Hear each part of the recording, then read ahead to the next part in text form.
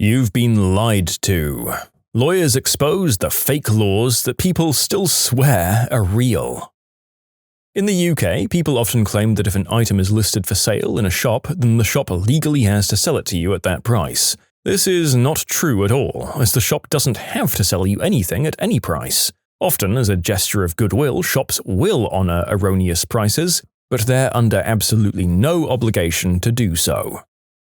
That commercial use of a photograph means selling the photograph. Commercial use means that there's an implied endorsement. You can take and sell photos of Eric Clapton all day long. If you put that same photo in an advertisement for a certain guitar without a release, you can be sued. Probate attorney here. I've had many people ask me when the reading of the will is going to take place. I explain to them that that only happens in movies. But one of these days I'm going to have one and hire a mysterious blonde wearing a veil to sit in the corner quietly. Then I'll tell everyone that she inherits everything. Provided, of course, that she must adopt the descendant's cute but troublemaking 6-year-old child that nobody knew about. Or she can spend the night in a haunted house. Her choice. There will now be a requirement for such a mysterious lady's presence at the reading of my will, written into my will, along with a handful of burly yet solemn fellows dressed in stereotypical G-man attire, complete with sunglasses and earpieces. One will be Russian, or at least able to fake the accent consistently, and should only be curtly acknowledged by the others. Every one of them should be entirely vague about how they knew me except from business, and the men should all refuse to acknowledge the presence of the veiled woman, and feign terror if compelled to look at her.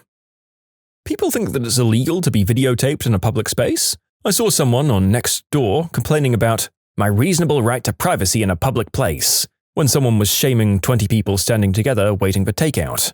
Sorry, that's the opposite of how it works. I am a lawyer, and this isn't a law that doesn't exist so much as a law that is always misunderstood.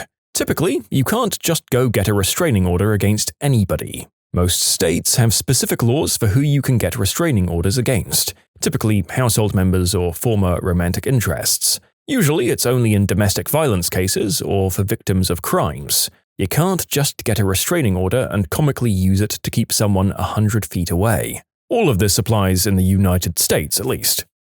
Wait, did people just think that any old person could walk down to the police corner shop and print off a restraining order against whoever the frick you wanted? You maniacs, that's a dream world! Imagine having one of those against creepy classmates or annoying relatives. Wishful thinking. This one is provided by my father, who's a lawyer, that apparently policemen can't lie to you. This is false. They can and they do. Frazier v. Cupp is the Supreme Court ruling that affirmed the legality of deceptive interrogation tactics in 1969, and that ruling is still active. An arrest isn't magically invalidated if the police don't read you your rights on the spot. There could be a whole thread of just misconceptions people have from watching cop TV. Miranda rights protect you from self-incrimination when being questioned by the police for a crime. It doesn't mean that they have to Miranda you the second you get arrested. If you aren't questioned, then it doesn't apply. People also think it's illegal not to let them make a phone call after being arrested. Sovereign citizen stuff. I feel like enough folks have claimed to be sovereign citizens that it's becoming normal. But no, generally you can't declare yourself exempt from the laws in effect where you are. Not quite on point, but a lot of people don't understand that co-signing a loan means that you're on the hook for the loan as much as the other person.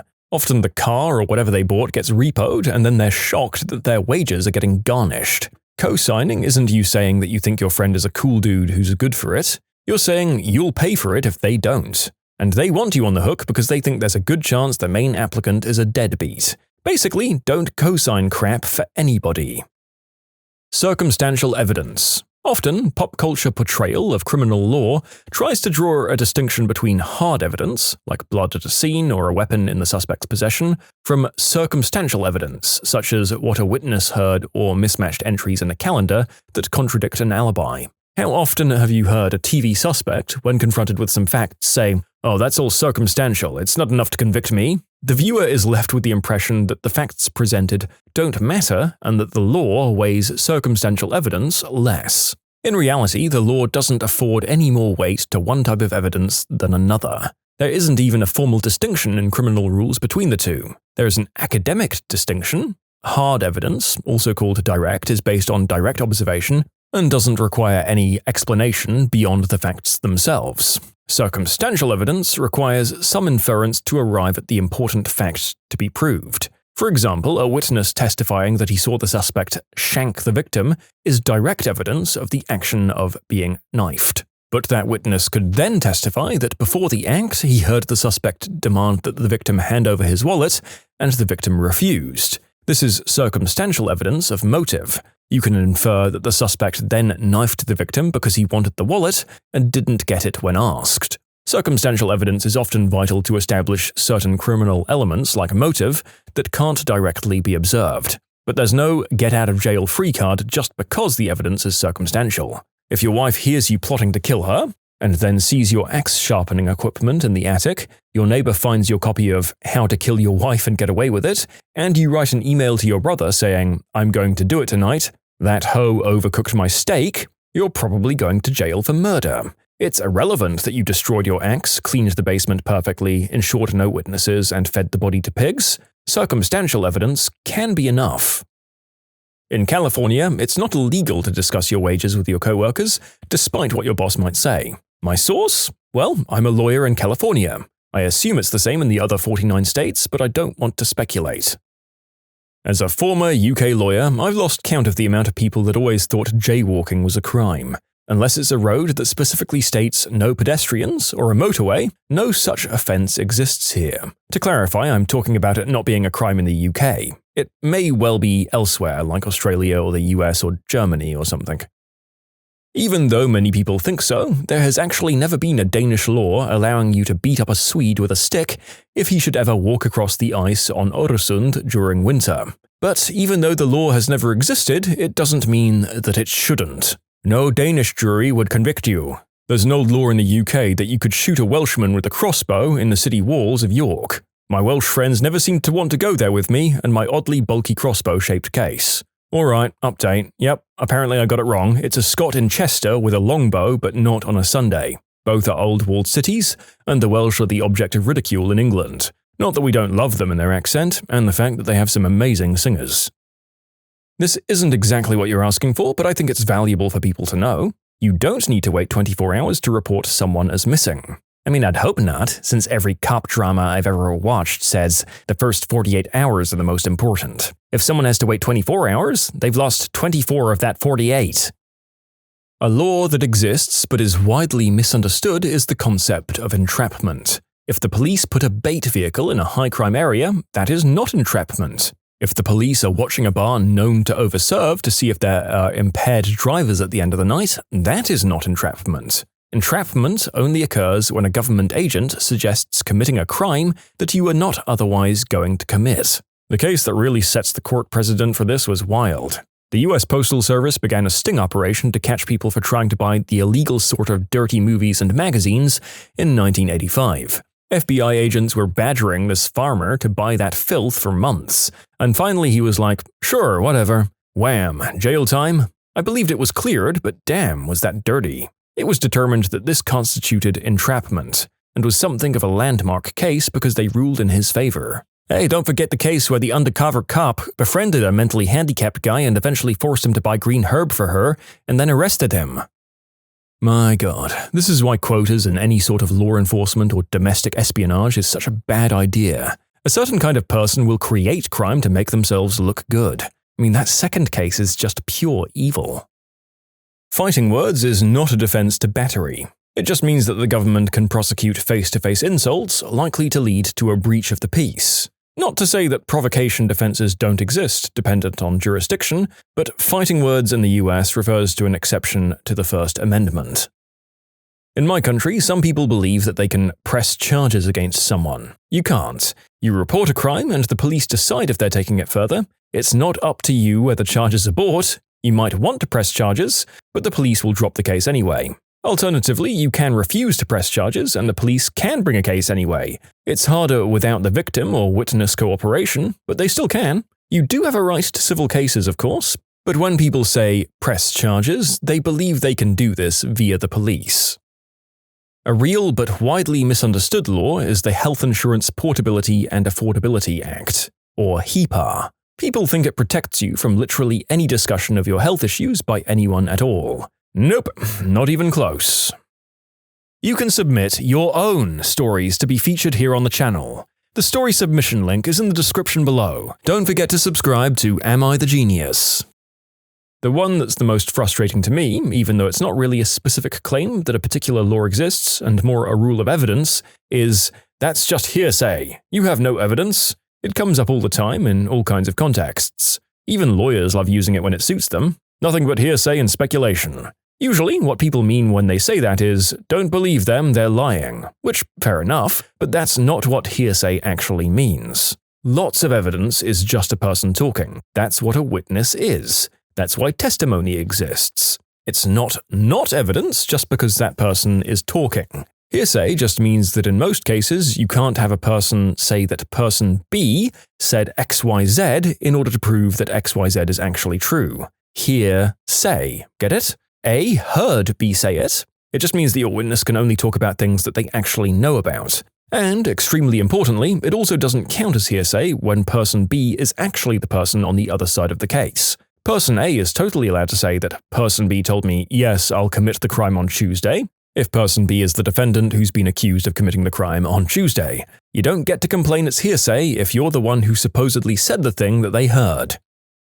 In the UK, it's not illegal to park on someone else's driveway. It's classified as trespassing, which is a civil offence, not criminal, which means the police can't do anything. This particularly surprises people, as many think that they have the exclusive rights to the parking outside their house as well. What you do is phone the council and they guarantee to turn up in an hour and tow it away, no questions asked. So long as you can prove you live there, and that it's on or in your property and you don't want it there, they'll tow it and charge the owner for recovery. That you can go 10 over the speed limit. My dad thought this was true as he was new to the country and quickly found out by a speeding ticket that it wasn't. And I'm now realizing that this may vary from state to state and county to county. For my case, South Florida generally tolerates 10 over, but it's still technically illegal. A negligent motorcycle driver forced me to hit him from behind with my car. I was young and naive at the time, had never been in an accident until then, and the guy makes me sign a paper that says that the accident is my fault because I hit him from behind and he wanted compensation. I explained the situation to my dad, and he concluded that the guy was obstructing normal traffic and I had no option but to hit him from behind in this particular circumstance. The guy ended up taking us to court. He showed the judge the piece of paper that I signed, and I explained that I signed it under duress, and that he explained that, by law, whoever hits from behind is responsible for the accident. The judge looked him in the eye and asked him if that's true. He said yes, then she asked him to point out which law states that, and he just shut the F up. So yeah, screw that guy. Although it usually is the case that the person hitting from behind is at fault, you are correct that it isn't always the case. In the UK, that it's illegal to drink under the age of 18. You can buy alcohol with a meal at 16, like beer, wine, and cider, and you're not breaking any laws if you give your child some alcohol in the privacy of your own home and they're over the age of 5. Good Samaritan laws aren't nearly as broad as some people think. For context, I work in emergency services. Some people believe that "I was trying to help" are the magic words that can get them out of any sticky situation. Adding a non-medical example of what I'm talking about, imagine you're driving your car and you notice someone on the side of the road who needs help. As you swerve off the road to provide assistance to this person in need, you accidentally run over someone on the sidewalk. After the situation is over, you're definitely not free of the consequences of running over the person with your car just because you had good intentions of helping someone else. Versions of that story have occurred, and the drivers have tried to use a Good Samaritan defense because they meant well. There is absolutely some gray area on the subject, but if your unprompted action undoubtedly makes the situation worse than if you'd done nothing, having good intentions is not a get-out-of-jail-free card, and a bunch of people don't understand that concept. If you live together for X period of time, you're automatically legally married. There are different time periods for different purposes, and being common law doesn't always have the same effect as being married. So, for example, your employer might give your partner spousal benefits after 1 year, but division of property laws might only apply after 3 of them. And all of this varies from one place to another. Some places don't have division of property laws for common law spouses, for example. In the US, only 8 out of 50 states have any form of common law, and most of them require more than just cohabitation. You have to actually present yourself as a married couple. The sheer number of times I've heard someone say, "Oh, we're common law in New York City," is absurd, considering New York abolished common law marriage in 1933. In other parts of the world, however, there is something like common law in practice. In my country, if you move into an apartment owned by your partner, for example, and change your legal address to it, then unless you have a specific contract to the contrary, the default ruling is that the place and its contents are divided 50-50 if you part ways or one of you moves out and wants to make a big legal deal out of it. It's important to get custom contracts made here. That there are no laws against driving barefoot in the US. In Germany, while appropriate footwear is not directly required, you can be found at fault if your choice of footwear or lack thereof leads to your inability to avert an accident.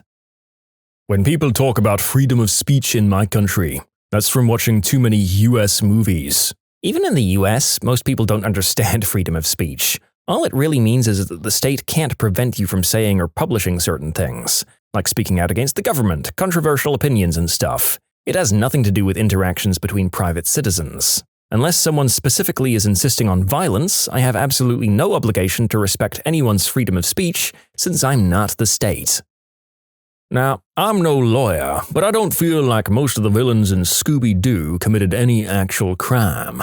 Now, I don't think it's against the law to put on a mask and scare some trespassers off of your own property. There was always some kind of scheme behind it, though, like making people think the area is haunted to try and drive down their neighbors' property values because they found gold in the area, or pretending to be a ghost in a museum so that they could sneak in to forge and replace priceless paintings, or scaring people away from their smuggler's den or counterfeiting operation, or something like that.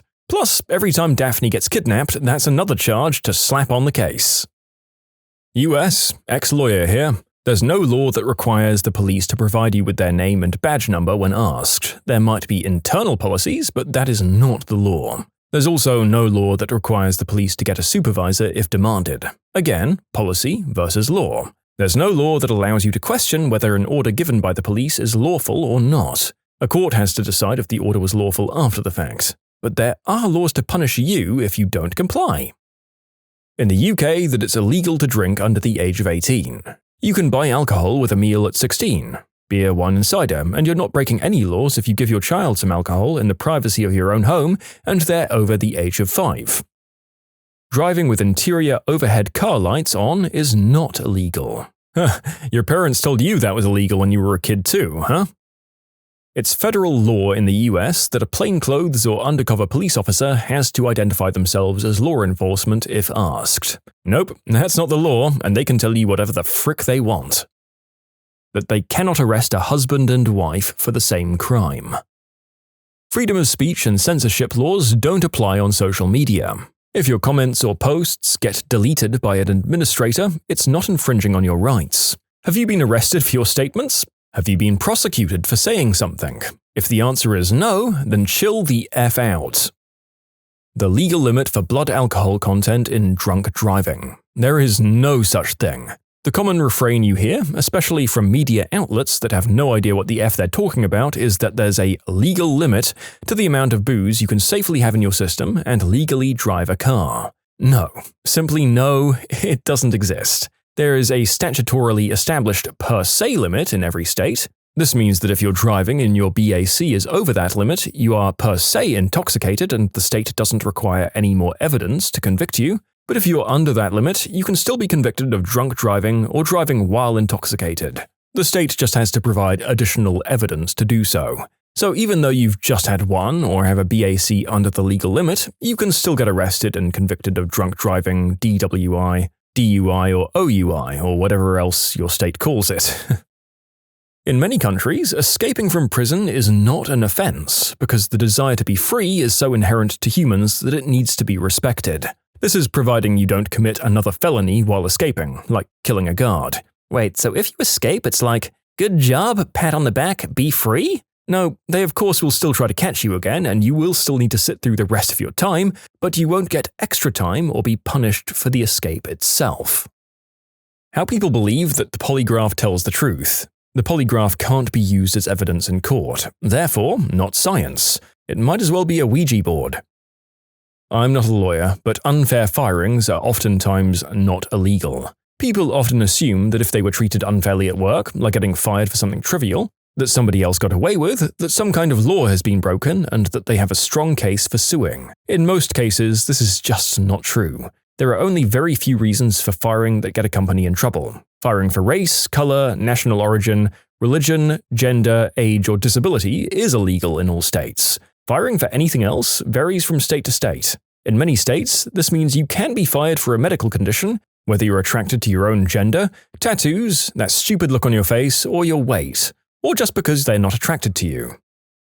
Police officers of Reddit, what's the weirdest thing you've caught teenagers or kids doing that is illegal but you found hilarious? I feel like a cop has a story about me and 2 other people. Here it goes. I was 20 at the time and was at an outdoor party with a lot of friends. Late fall, 50 degrees or so, no leaves left on the trees, roughly 50 to 60 people, mostly underage, and we were wasted. My friend's parents lived in a nice part of a bad area and owned an inflatable bounce house business. They had everything set up. A bounce house, sumo suits, massive slides, all sorts of fun stuff. Around 10:30, it's getting loud, and the police show up. Someone yells, "Cops, run!" and everyone starts running. I decide to join the crowd and end up hiding in a bush with 2 other people. Then reality hits. I'm wearing a white hoodie, the guy next to me has a neon yellow hoodie, and the girl had a freaking glow necklace on. The bush? No freaking leaves on it. Right then the cops walk up and starts laughing and asks, "Really guys?" and shines the flashlight directly on us. He instructs us to head back to the driveway with the other captives and gives all of us a pretty hilarious speech. Seriously, we are the Flint Police Department. We have a million things better to do than chase down a bunch of wasted minors. We were just coming by to tell you to keep the noise down.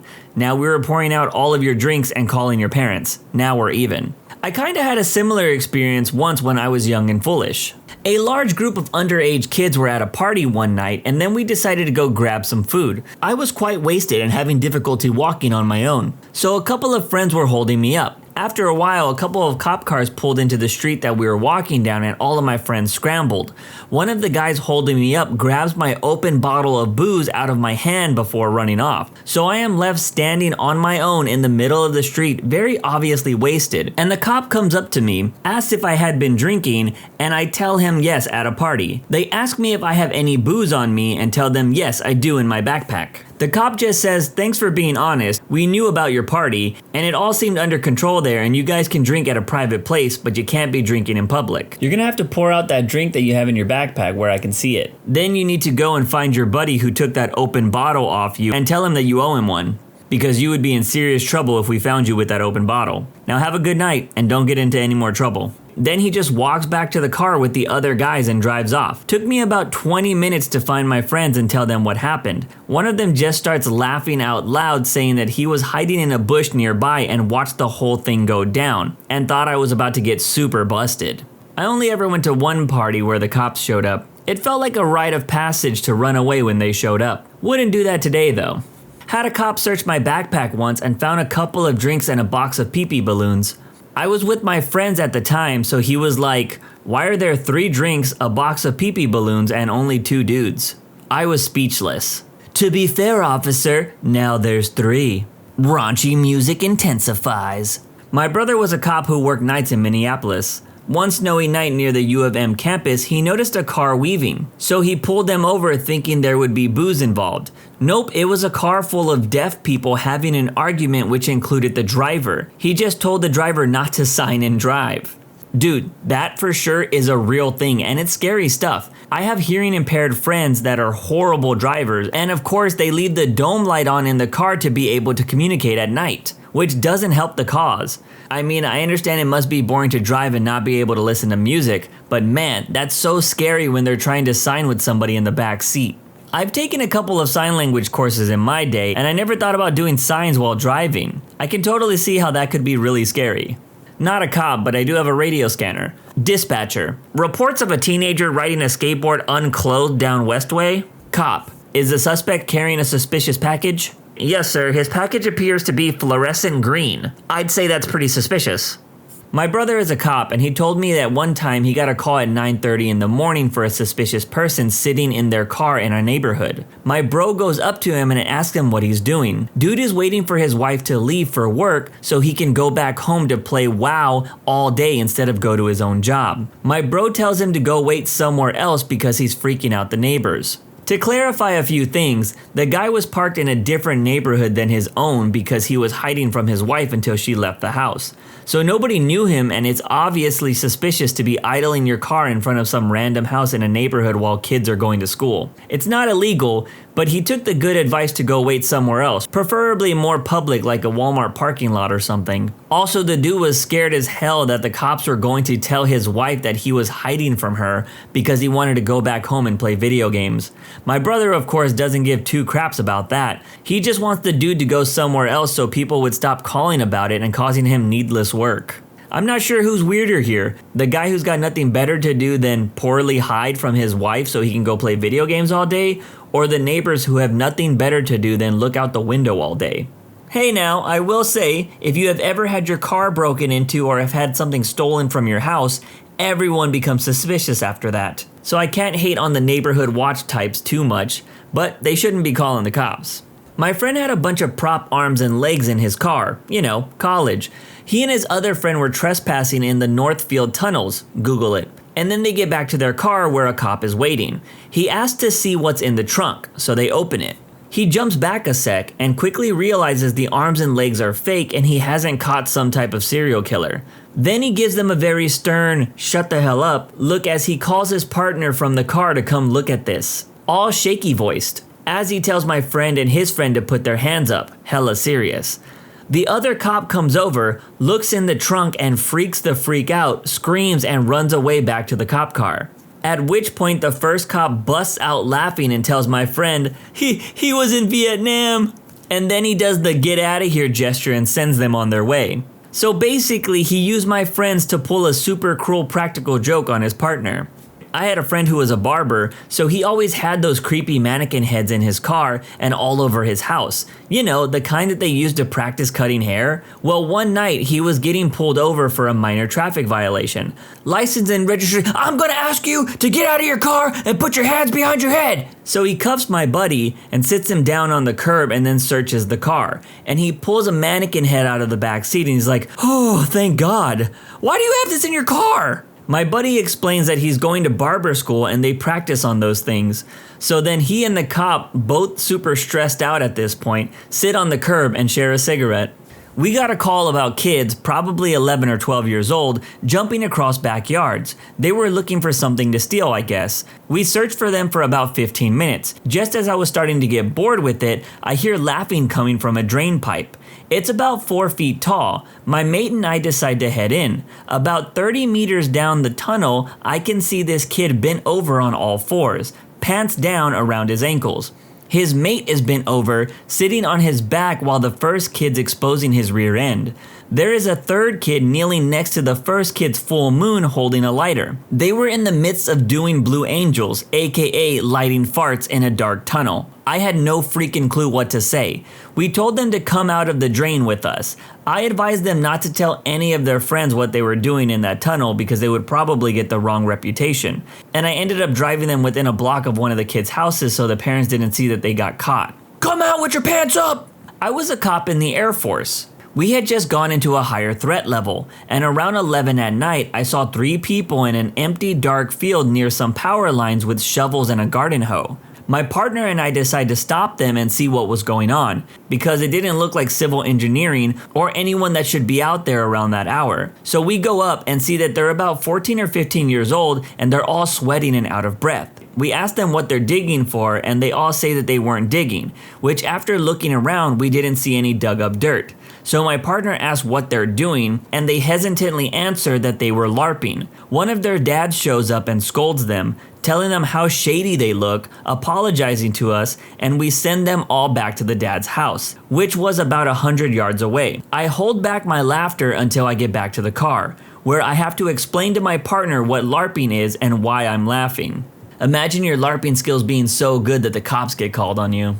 My brother was once jumping his bike off the end of a public boat dock behind the city hall, which also housed our police station.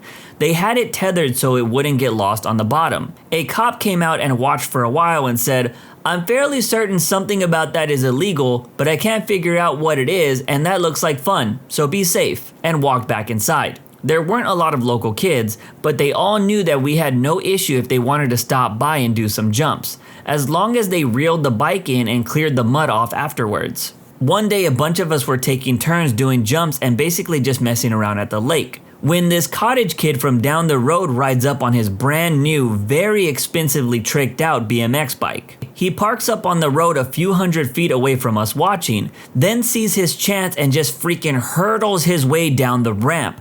A couple people try to wave him off, but this kid just goes for it, nails it at a blistering fast speed and flies 3 or 4 times faster than any of us could ever go with the tether. He pops out of the lake waving his fist in the air, shouting and carrying on like he just stole an Oscar from Leo. He swims back to shore and everyone is just staring at him while he carries on. Eventually, one of the girls just says, "Dude, was that a new bike?" The kid's face just kind of crumpled up in defeat. We all chipped in and tried to find the bike, but our lake is flooded farmland and the bottom is 6 or 7 feet of quicksand like mud. We dove, we drudged, we poked with paddles, nothing.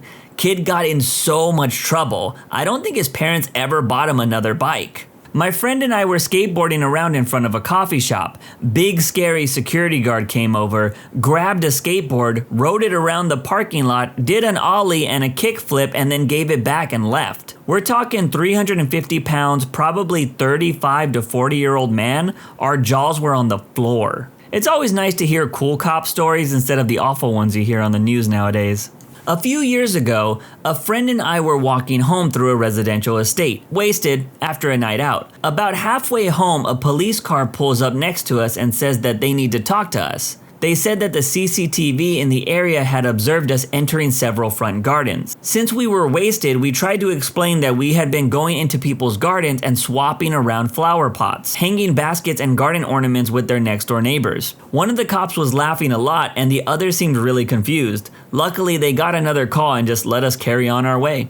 I got a call about 2 kids, maybe teenagers, smoking herb in their parked truck down by the duck pond. You know the one. Anyways, I contacted them and they were very respectful and insisted on filming me on their cell phones while I spoke to them. I told them I wasn't interested in their herb, still illegal in my state, but I wanted to make sure they got home safe, that the driver was sober enough to operate the vehicle. I did a basic field sobriety test on the driver and determined he was good to drive, all while his buddy was filming every movement and interaction. So I decided to have a little fun. By the end of the evaluation, I had the very nervous driver doing the YMCA, sprinkler move, and a janky version of the robot before he finally realized what was happening. His buddy filming realized right away. His defensive lawyer cameraman posture dissolved into a wasted kid that was now having a good time again. The driver broke down and busted up laughing before shaking my hand and hopping in his truck. The cameraman gave me a fist bump and just said, "Thank you," in a way that I took as, wow, good to know some of you are human. It's annoying that we have to live with this stigma that gets portrayed by popular media,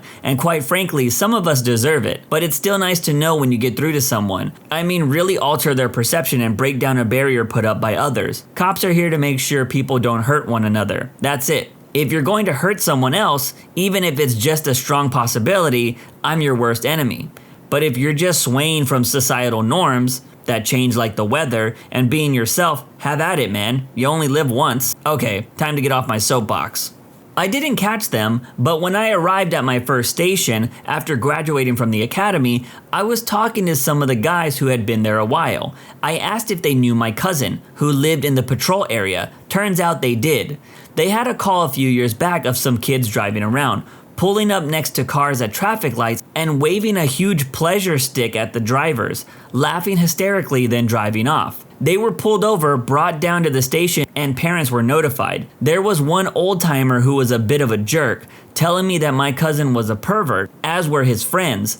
But the other guys said that they thought it was hilarious when it happened, and they never charged the kids with anything. I still mess with my cousin about this every time I see him.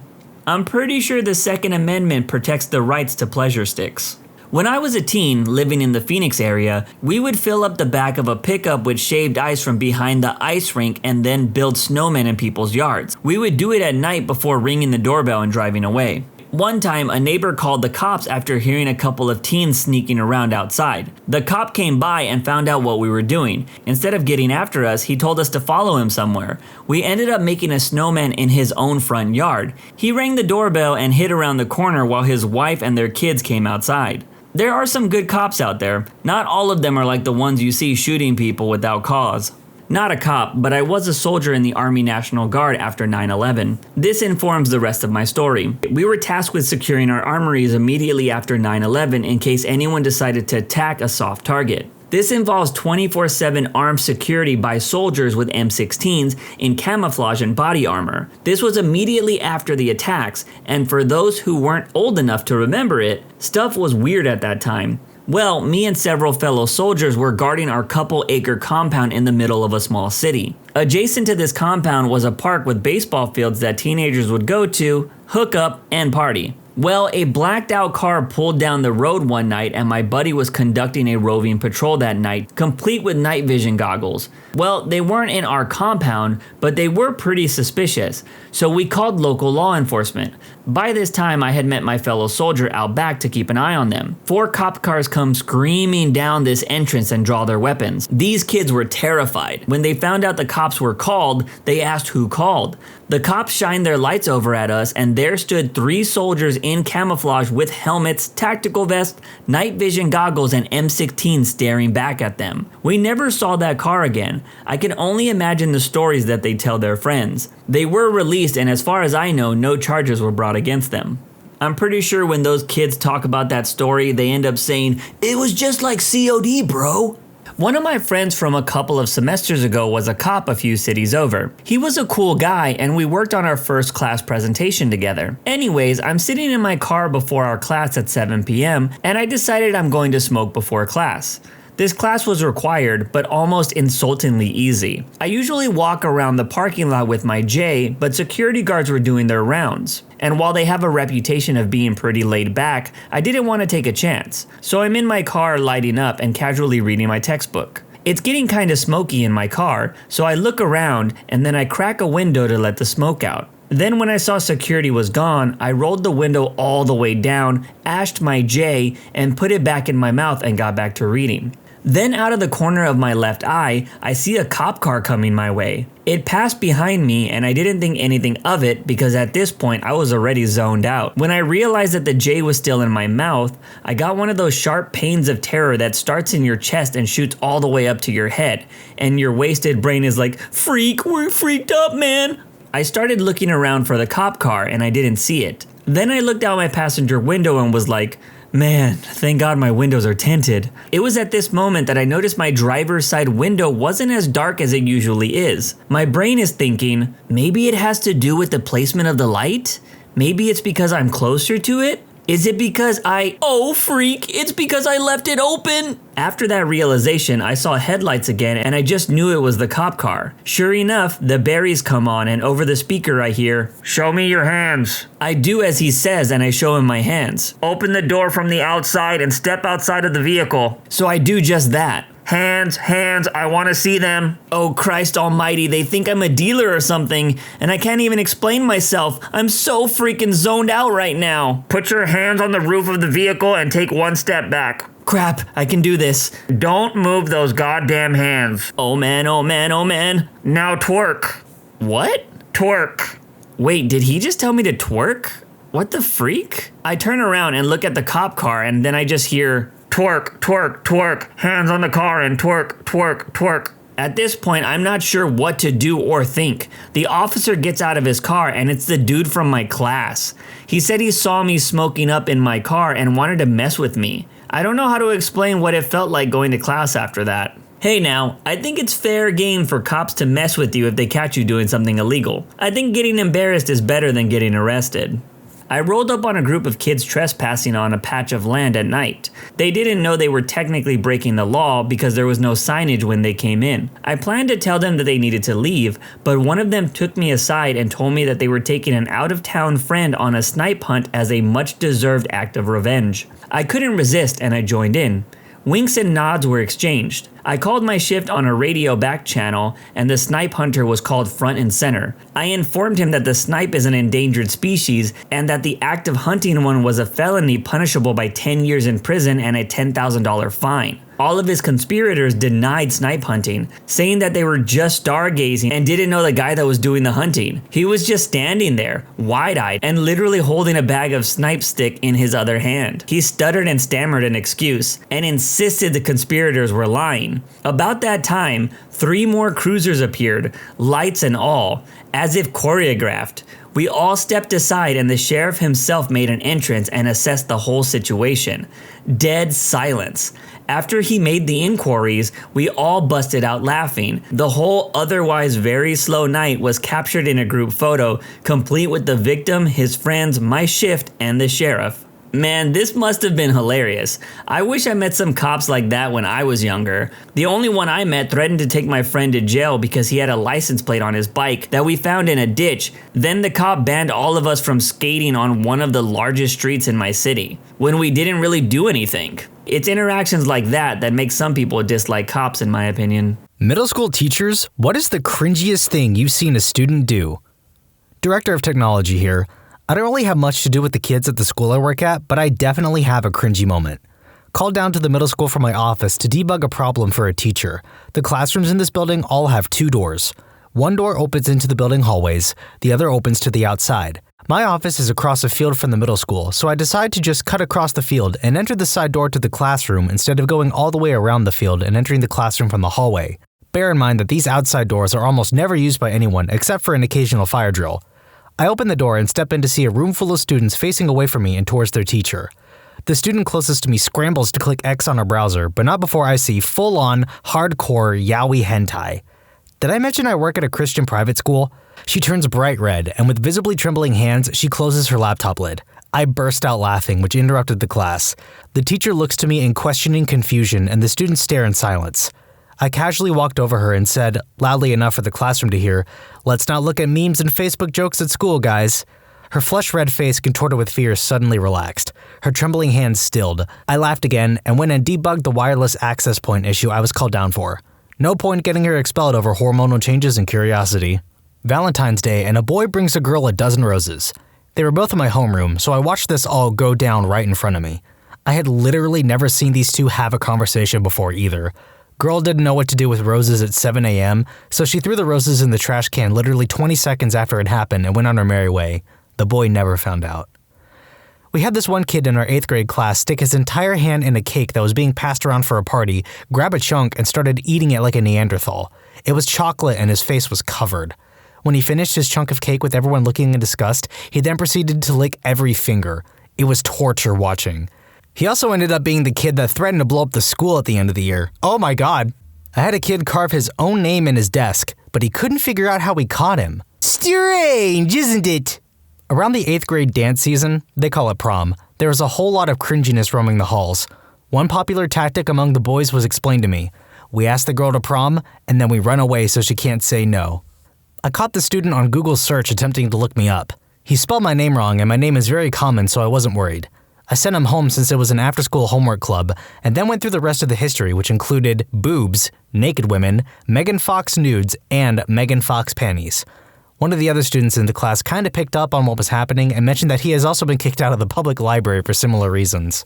A more innocent story, I was fixing the little girl next door's laptop. She shouldn't have a laptop, and her grandmother doesn't monitor anything she does because she doesn't know computers. I decided to peek in her computer history since she was 7 or 8 at the time. I was curious what kids her age did on the computer. Most of it was super spammy sites, but then I found a collection of how to prank call and what is Miley Cyrus's phone number? I was amused. There was always this kid that would go up to guys, shake their hands, and deeply sniff their necks. One day a teacher asked why he did this to guys, and all he said was, "If I did it to girls, it'd be weird." I once offered a boy a My Little Pony color by number sheet, ran out of Super Mario. The boy's response, "Mister, I'm not gay. I'm a lesbian. I like girls. I mean, to his credit, he's not wrong, but he is incorrect. I was demonstrating convection, which included burning some newspaper. One kid piped up with, that smells like incest. He meant incense. They were too young to get it, but I nearly died trying not to laugh. My husband teaches English at a middle school. He brought some creative writing assignments home to grade, and since I'm an assistant teacher for much younger humans, kindergarten, he drafted me into helping him sort through the mess and grade them. We've made good progress through the stack when I pick up a paper that had a kiss mark near the name in lipstick. Okay, that's odd, but I'm used to working with kids who are only just figuring out bathroom habits. A little lipstick on a report is hardly weird in my book, plus middle school. Then I see the name. Hun, who is R? Husband without missing a beat. R is this goth kid who looks like a rainbow threw up on him after having marathon screwing with a unicorn. I look back at the kiss mark. Glitter lipstick. Nice shade choice if the kid is going for goth pale. I read his creative writing assignment. I get up halfway through to go pour myself some more wine. It's an extremely well-written gay story featuring my husband and another teacher at the school. This kid is going places. I don't know what those places are, but he's going places. I had a student who would constantly butt into people's conversations, and when they asked him to mind his own business, he'd stand up and proclaim, "Nobody likes me! Everyone thinks I'm so annoying! Ha ha!" And he'd laugh while everyone awkwardly stared at him. Another kid literally told me one time that he would just act annoying so that he could impress a certain group of boys. They were not impressed. Well, at least that first kid is honest with himself. I had a 6th grader lick a book. He definitely tried to keep it on the DL, so he looked around, made sure no one was looking in his direction, and then licked the book. It was a tongue poke, then a full-out lick up the spine of the book. I had a classmate who had to give a presentation using PowerPoint. So there's a computer hooked up to a projector that is pointed at the screen that fills the wall. This guy sticks his USB with his presentation in the computer and it automatically loads the images he had on it in a gallery. He had a folder full of pictures of girls from his class he had downloaded from Facebook. That was kinda awkward. My mom is a middle school English teacher. Once, a student snuck a bar of soap into her class, ate it, and proceeded to run out of the classroom and start vomiting. Apparently, he did it to impress his friends. One of the kids responded to questions like Pikachu. Shame that a good kid is going to look back on those days with absolute horror. Not a student in particular, but a whole bunch of them. I was a substitute teacher for a few years on my university breaks, but last January was the worst middle school day I've ever had. 8th grade science class. I asked the kids to open their textbooks and work on the assignment. A girl shyly raises her hand and says, "Miss, there's something inappropriate in my book." Of course, some kid drew a member. I calmly tell her to erase it and move on. 3 more kids say the same thing. I say, "If you have something inappropriate in your book, please just erase it." Every kid starts whining about how there's members in their books. Since they won't shut up about it, I take the offending books and replace them with different books from the back of the room. Every single book had a huge member drawn in it. All 90-something of them. Crudely drawn members, artistic members, Squidward screwing SpongeBob, you name it, it was there. The kids rioted, I almost quit. I taught 4th grade last year, and I had a student who was 12 years old, middle school age, held back a few years. She always did very odd things to try to impress her classmates, but they were relatively tame. Until there was a line in the bathroom and she took her pants off, squatted over the trash can and peed. 4 or 5 girls came running out of the bathroom and told on her. I once confiscated what I first thought was a note being passed in class, but turned out to be a gay fanfic one of my students wrote, pairing 2 of her classmates. Had an 8th grade girl pretend to pass out because she was upset. She got written up for screaming that another girl was a freaking jerk in the middle of a science lesson. Then got upset when that other girl didn't also get in trouble for looking at her wrong. In the dean's office, she was so quote-unquote upset that she pretended to faint, complete with back of the palm to the forehead and dramatic exhale, and then laid on the floor until we were forced to call an ambulance. Before the ambulance came, Mom walked in, she worked right across the street, and said, "Dang it, Jennifer, we're not doing this again." So evidently this was a regular happening around their house. At this point, the girl squinted her eyes open but refused to actually get up. When the squad got there, they checked her vitals and basically knew she was fine. They had to take her because we can't take chances with this stuff in schools. We all just kind of looked at each other and shrugged. So yeah, that was cringy. I will relay a short story that my 7th grade bio teacher told us. In that class, we dissected a cow eyeball. The year before us, a student pocketed the lens of the eye. Looks like a yellowish hard thing about the size of a peanut M&M. In his next class, he stood up and swallowed it in front of everyone. Another teacher told me about a student he had who would come to school in different costumes, ninja, soldier, etc., and stay in character the whole day. I do not remember the details, but there was an incident in which he threw throwing stars during a talent show. In 6th grade science class, our teacher asked if anyone knew what the arms of an octopus were called, and this kid immediately raised his hand and blurted out, "Testicles!" Everyone was laughing, including the teacher, who also snorted. His face was so red. Kid wore clothes to school with the price tag sticking out. When asked why, I was informed that this was to let everyone know he was wearing new clothes. I thought this was going to end with the kid having stolen them. I work for a private school. At this point, that's really all you have to say. This middle schooler recently started dating another one. The girl decided to come to school in a black leather miniskirt and black leather tank top combo. At recess, which I watched because it's a small school, she was dancing all around in front of her boyfriend and hanging off the fence a la stripper. It was hilarious and so cringy. One student wanted to ask me if I had a doppelganger. What he actually said was, "Do you have a dingleberry?" I also had a girl ask me what food stamps were, which isn't surprising because the district is very affluent. I explained, but she still seemed confused, so she asked what it means to, quote, blow a trucker for food stamps. Evidently, she was reading a book meant for a more mature audience, and her worldly knowledge hadn't caught up to her reading level yet. I organized an activity that was sort of like Never Have I Ever, but positive and meant to build empathy. Basically, a student would say, "You're in my boat if," and whatever they say that is the same as you have to stand up and find another chair. Great activity. One of the girls, who I often found puzzling because she just did and said things that were nonsensical, started her period and got blood all over multiple chairs. Some kids start looking at the seats and have no idea what's going on. The girls in the class figure it out but don't say anything. They just avoid said tainted chairs. The boys, however, are as dumb as a box of rocks and are touching it and sitting in the seats. I'm sitting there horrified since 1, that's disgusting, 2, I didn't initially know who was pulling a carry, and 3, how the heck do I nonchalantly stop the activity to get this biohazard cleaned up and no one really notices? After a short observation of the students, I noticed that the one girl was the unfortunate cause of all this. I told her that she was to do a favor for me, and I stepped outside.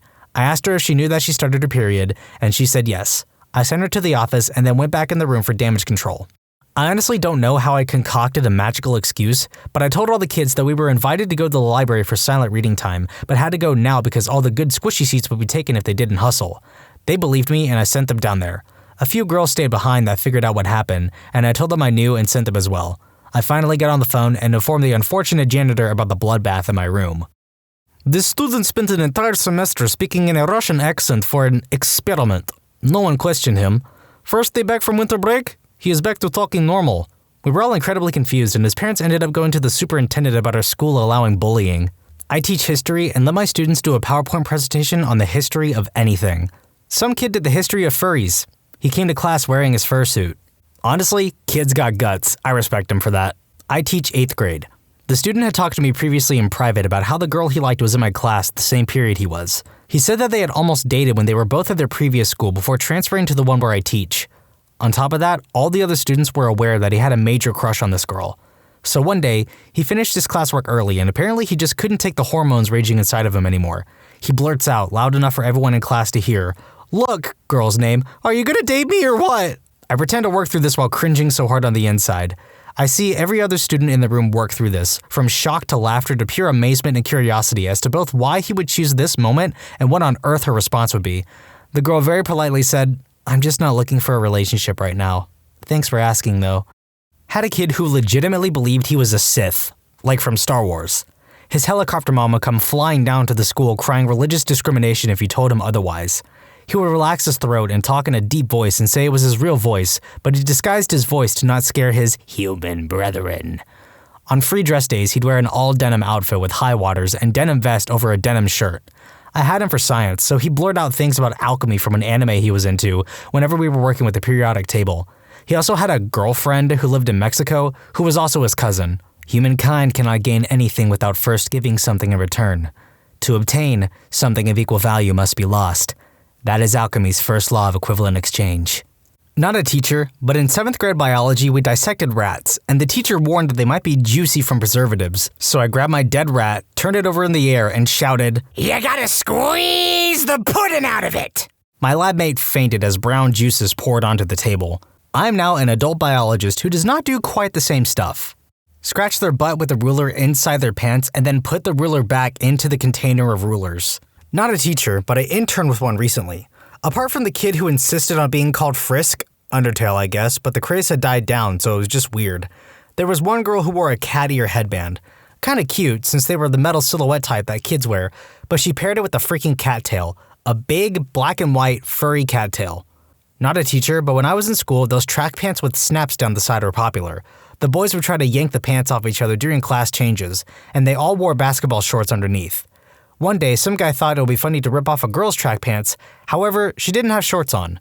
Bright purple undies on show, and the look of terror on that boy's face was hilarious. She just ran off, and a friend followed with her pants. Just finished my first year of teaching middle school. I had one particular student who did not view me as an authority and refused to work in my class. This was especially concerning because this student was placed in an advanced class and chose not to learn purely because of who the teacher was. This also meant that the student's classmates were well-behaved, gifted students. One day, while the whole class was completing an assignment, this student was not working. When I addressed the issue, the student threw a fit and started crawling around on the floor underneath the other students' desks. Now, I don't know when you've last been in a middle school classroom, but the floor is absolutely filthy. This student thoroughly embarrassed themselves, as was evident by the looks received from the other students. The whole situation was extremely awkward for everyone, especially when the student realized that they would get no support from the other students. Kid in a fedora offering high fives in the hallway, but then dabbing just before the other person's hand made contact. It was supposed to be a prank for a vlog. I had a couple of Markiplier fangirls a couple of years ago that just gave me the heebie-jeebies. A group of about 20 kids that run up and down the halls shouting about memes. One of which, when asked what he did over the weekend, started with, "So do you know the insert obscure meme?" While making Earth Day posters, one kid tried to disguise pot leaves as palm trees. There were several I love trees on it. Earth Day was on 4/22, so he also wrote the first 2 with a swirl at the end, so that it looked like he'd written 420, but it just looked like 4202. I probably should keep a list, but they happen so often that I don't think I'd ever be able to keep up with it. One of my mother's students took a whole pizza in the box out of our office and just started eating. When told to stop and put it back, he licked the rest of the pizza and asked if he could have it. She said no and told him to throw it away. He started arguing that it was better in his stomach than in the trash. My mom was furious. Not a teacher, but I had a classmate on a field trip rub mud all over his clothes and body so he could go home. Turns out his mom's car broke down and she couldn't pick him up. He had to wear his muddy clothes for the rest of the trip. My friend and I got busted on day 1 of 8th grade social studies passing a crude drawing of a classmate of ours getting pleasured by 2 well-endowed men wearing party hats. I didn't think the teacher looked at it until I got summoned to the office during next period. The principal unfolded the drawing and says to us, "Can you boys explain to me what this is?" I knew I was screwed. My friend reaches over the desk and grabs it, holds it close to his face like he's scrutinizing it, and says to the principal, "It looks like a picture of classmate being pleasured with 2 large men, and I think they're wearing party hats." I freaking lost it. My friend got expelled midway through that year for threatening to kill the principal during math class. What is it with these stories and taking such wild turns? I swear! Why can't middle schoolers just be normal for 5 minutes? Not a teacher, but an illiterate girl was doing a presentation on the country of Nigeria. Yeah, I think you guys can guess how she pronounced it. Not a teacher, sorry to be that person. In middle school, my friends and I were not in the popular crowd, but one of my friends had a huge crush on the most popular boy in school, who was also a major jerk. So one day, she brought him a bouquet of flowers and a heart-shaped box of chocolates. She brought the gift to him before school where he and his crappy friends hung out and asked him to be her boyfriend. I happened to be nearby and witnessed the whole thing. They laughed and laughed at her until she ran away crying. Despite riding the same bus as her, I never saw her again that school year. I saw her that summer since she lived nearby, and she told me she transferred schools because of the incident. Poor girl was brave enough to give it a shot, just to be literally laughed out of the school. I taught 5th grade recorder class as part of general music, so every kid had to play them for a quarter. It was freaking awful. 15 to 20 kids, half of whom were budding criminals, playing out of tune on plastic recorders. I was in the middle of chewing them out yet again, when I heard what sounded like a sneeze combined with a squeak. I look over, and the dumpiest, runkiest boy in the class, the gross kid, if you will, had sneezed with this recorder in his mouth and proceeded to blow clear snot through it and onto his fingers. He sat there for like 15 seconds dumbfounded, with that orange clear plastic recorder just hanging out of his mouth. Finally, I told him to just put it on the table. A few minutes later, I accidentally knocked it on the floor, and it broke, justifying my throwing it away after class. I bought a new one at the 99-cent store because I was not giving that stupid thing to anyone else. Not a teacher, but was a student. One of my classmates had a history presentation. He screamed at the top of his lungs, "Leroy Jenkins!" Nobody had any freaking clue what that meant. Everyone was staring at him while he was just smiling, scanning the room, and slowly started to realize no one knew what he said. His smile quickly went away, and he began his presentation. 2 8th grade boys invented their own language which involved anime-like giggling. Funny thing, these two were jocks with decent social status. We had so many parent meetings about how their son's giggling was disruptive in class. The parents were mortified, but the boys wouldn't stop. I was showing a movie once, and this girl and boy were sitting in the back next to each other in a table where 2 people could sit. Anyways, by the middle of the movie, I see the kid has his 2 hands on the table and he is looking away with his eyes wide open while the girl has her hands under the table and is slightly moving. I knew right there and then she was rubbing him. I went discreetly and stood behind them just to confirm, and yes, she was. When I tapped her on the shoulder, I guess it was the adrenaline, he finished, in her hands. The 2 students in front of them saw everything happen. There were news for about 2 weeks and the entire school knew. They're in high school now and still dating. A rare happy ending for this. I'm a male teacher. I once confiscated a note being passed between 6th grade girls. It turned out it was a list, and they ranked all the boys in the grade in terms of attractiveness. I didn't really look at it, but later I showed it to my team, and they pointed out that my name was number 4 on the list. When I was in middle school, we had this dress as an animal day, and all the other kids did stuff like wear a raccoon hat or cat ears, but I was different.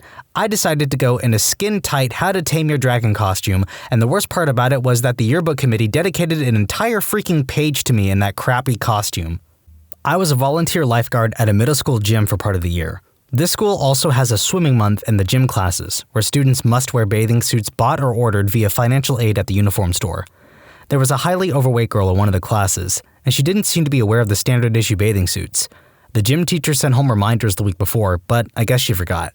This girl was picked on a lot in general and always kept to herself. She was very shy. She never spoke. If you called on her to answer a question in front of the class, she would get teary. On the first day, the other students showed up wearing the uniform bathing suits, but she was wearing her bathing suit from home. It also wasn't a particularly pretty bathing suit, as it looked very old lady-ish and had a bright orange Hawaiian shirt type of pattern. She stuck out, which you could see in her body language really bothered her. The gym teacher ended up calling her out in front of the whole class, giving her a lecture, and giving her a detention for not wearing her uniform, because that was the rule. Her face turned bright red, and she just stood there silently while other kids stared at her and giggled. You could tell that she wanted to cry, and that her soul had just crumbled. The lecture went on for a very long time. This was a gym teacher who didn't like it when the students disobeyed the rules. I was sitting off to the side, wringing my hands and bouncing my knee in secondhand embarrassment. I wish she had just read the reminder. Poor sweet child. Always read the reminders. What's your top, holy crap, that worked moment? A guy we'll call Bob left the company I was at. A year or 2 later, he started recruiting people from our company. I was interested, so I flew out for an interview. First 5 interviews went great. Seemed like a good group to work with. The final interview was with the HR director. It went okay, and then we got to the pay part. I said I wanted X amount. She said the average pay for my experience and position was X minus 20K. My response was, Bob didn't fly me out here because I'm average. I have no idea why I said that, but I got the job and the pay I wanted. Months later, when we were getting drinks, Bob brought that up. Apparently, HR director thought I was very quiet and introverted from our interview, so my response caught her even more off guard than it caught me. Used an electric palm sander to clean the soap scum out of my tub. Put a sponge right on the bottom and turned that bad boy on. I thought my tub was just naturally eggshell colored. Nope, it's pure white.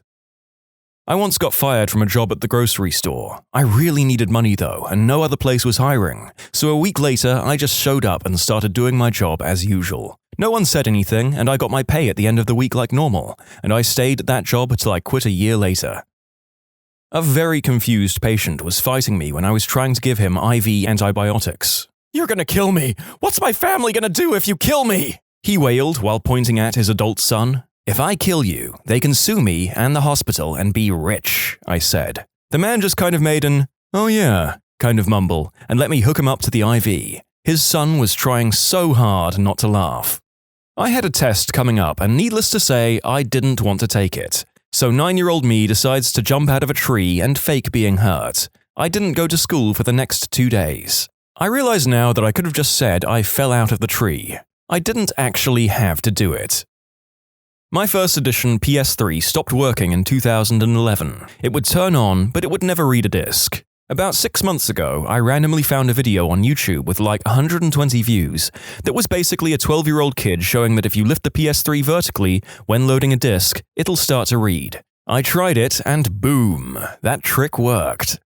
I choose to believe that the child in this video was this commenter's personality from an alternate reality. The 12-year-old was him after he fixed the PS3 in 2011.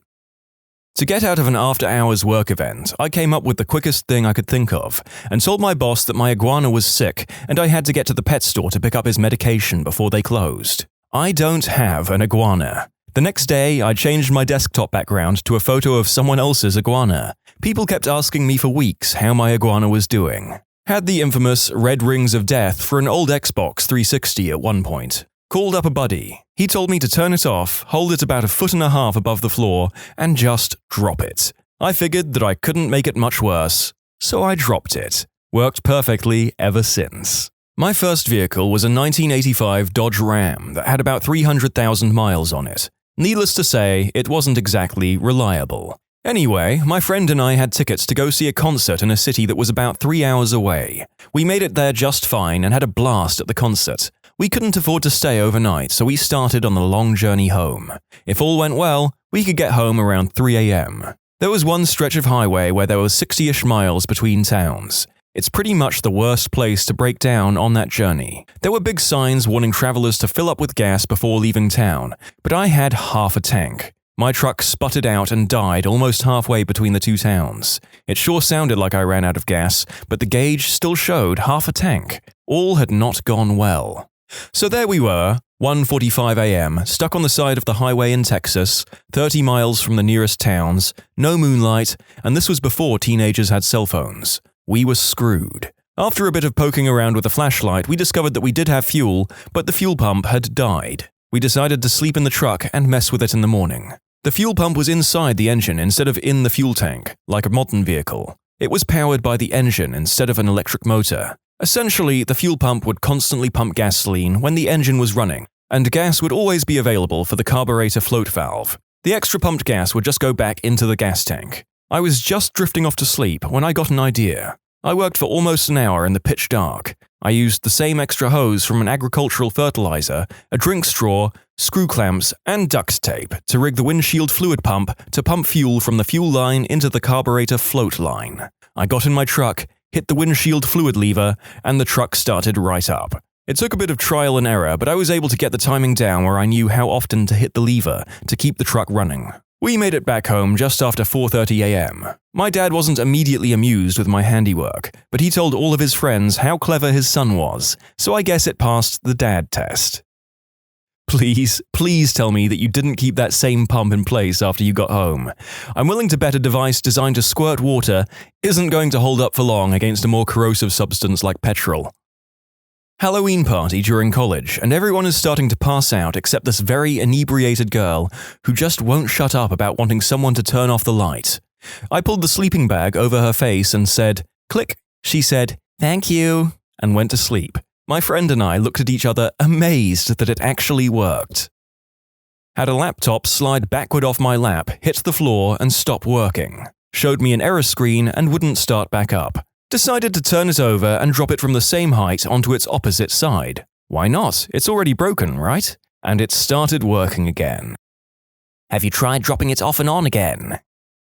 A buddy of mine once did this with his body and a dent in the side of the van, drunk. We asked him how the dent got there and he starts backing up and says, "Well, I was drunk and I stumbled pretty hard and slammed into the van, like this." Long story short, he recreated the drunken fall whilst drunk again and popped the dent right out of the van. As a hardware computer technician, I'm frickin' baffled. This is the kind of fail story we hear way too often. It got dropped twice. How did it get dropped twice? Well, I decided to turn it over and drop it from the same height onto its opposite side, hoping it would fix it. Palm through face. On the flip side, as the great Cade 6 once said, everyone loves a bad idea when it works. I work on costumes in theaters in New York City. About 2 years ago, I was sitting in the front row of a show, and a button popped off one of the costumes. The next day, I took it back to the stage door with my resume, and a little note that said, "This came off one of the costumes yesterday, and I thought you might want it back. And while I have your attention, here is my resume." And that is the story of how I got my first job on a Broadway show. One time, a bird got caught in our chimney, and while me and my roommate discussed how to get it out, he suggested we stick our hand up there, and the bird will just land on our finger. I laughed at him and said it would never work. Within 30 seconds, he was walking to the door with a bird perched on his pointer finger. Hi, narrator here. Is your flatmate Bernie Sanders or Snow White? I was hiking with a friend, and a mountain lion/cougar/puma crossed our path about 30 yards ahead of us. My friend turned around and went, "Oh crap," and began to run, at which point the cat started running straight at me. I put my hands up in the air and yelled, "Blah!" and it stopped to a skid and ran in the other direction. I have a Verizon Center staff lanyard that a buddy gave to me from some concert 10 or 12 years ago. It literally says nothing but Verizon Center and staff. White letters on a black background, and then has a small barcode and some illegible gibberish on the other side. It could be entirely fake, as I've never seen anyone else use one like it. So far, 3 free concerts and 1 free NBA game. Half afraid to keep using it, especially since the arena changed its name. I can't get anyone else in with it, so while I can literally go anywhere, I have to do it alone, which is much less fun. I once showed up 8 hours late for work. My company was trying out this crazy 3-shift schedule and would change every day, but there was no order to the scheme. If you didn't check what the manager put out that day, no one knew when they should be at work the next day. So after a hard shift, I forgot to check that bad boy. And when I came in the next day expecting to arrive at the shift change, everyone was at their desks working away. Someone sees me and asks, "Hey, did you get moved to this shift?" I picked up a clipboard and said, "No, just here to, inspect." I spent about 10 minutes walking around the office just nodding or scribbling notes before I went home. Not only did I not work that day, one of the managers thought it was awesome that someone was checking up on projects. In college, I had one class where the professor was very disorganized. He was always losing crap and forgetting to grade stuff. It was a small class, so there were only 7 of us, and we decided to do an experiment. On the day of exam, we asked him if he had graded the exam already, and being the disorganized mess that he was, he said yes. So that day, we never took the exam, and a few weeks later, everyone received a 100. His explanation was that he couldn't find the exam papers, but was sure everyone studied hard and did a good job. By the way, we didn't scheme to get out of an exam, and as far as I know, everyone studied. We just thought to do it for laughs, but it ended up working out well. The time I avoided getting in trouble by being really boring. About 6 years ago, I was at my ex-girlfriend's house on a Sunday. Behind her house was a service center for city vehicles. So, since it was a government building, it was closed on Sundays. Behind the main building was a trail that you can walk down for a couple of minutes and get into a subdivision. So me and my ex decided to drive down the head of the trail behind the building and try out the mini bong I had recently purchased. So we pull up and I take the bong out, and I am holding it out the window, pouring a bit of water into it, when I look in the mirror. There is a frickin' cop car 15 feet behind me flying up, and here I am dangling a bong out the window in front of them. I bring the bong back in and throw it under my seat and push a sweater on top of it. The cop car has now pulled up right behind me, and 2 cops are dashing up to the side of the car. "What's going on? You can't be back here. It's trespassing," said the cop on my side of the car. "Oh, hey officer, we were just, going geocaching." "What's that now?" "Geocaching, sir. Here, look." And I take my hiking GPS out of the dash and show it to him. I then go on a 10-minute long spiel about geocaching, and what's it all about, and I am super dry about the whole thing. My speech ends, and I'm looking at him and he just says, okay then, well, have a nice day." Should I leave, sir? You said this was trespassing, after all." Don't worry about it." And both cops get in the car and left. No idea how that worked. It's good to know that if I ever get into trouble with the law, I might be able to get out of it this way.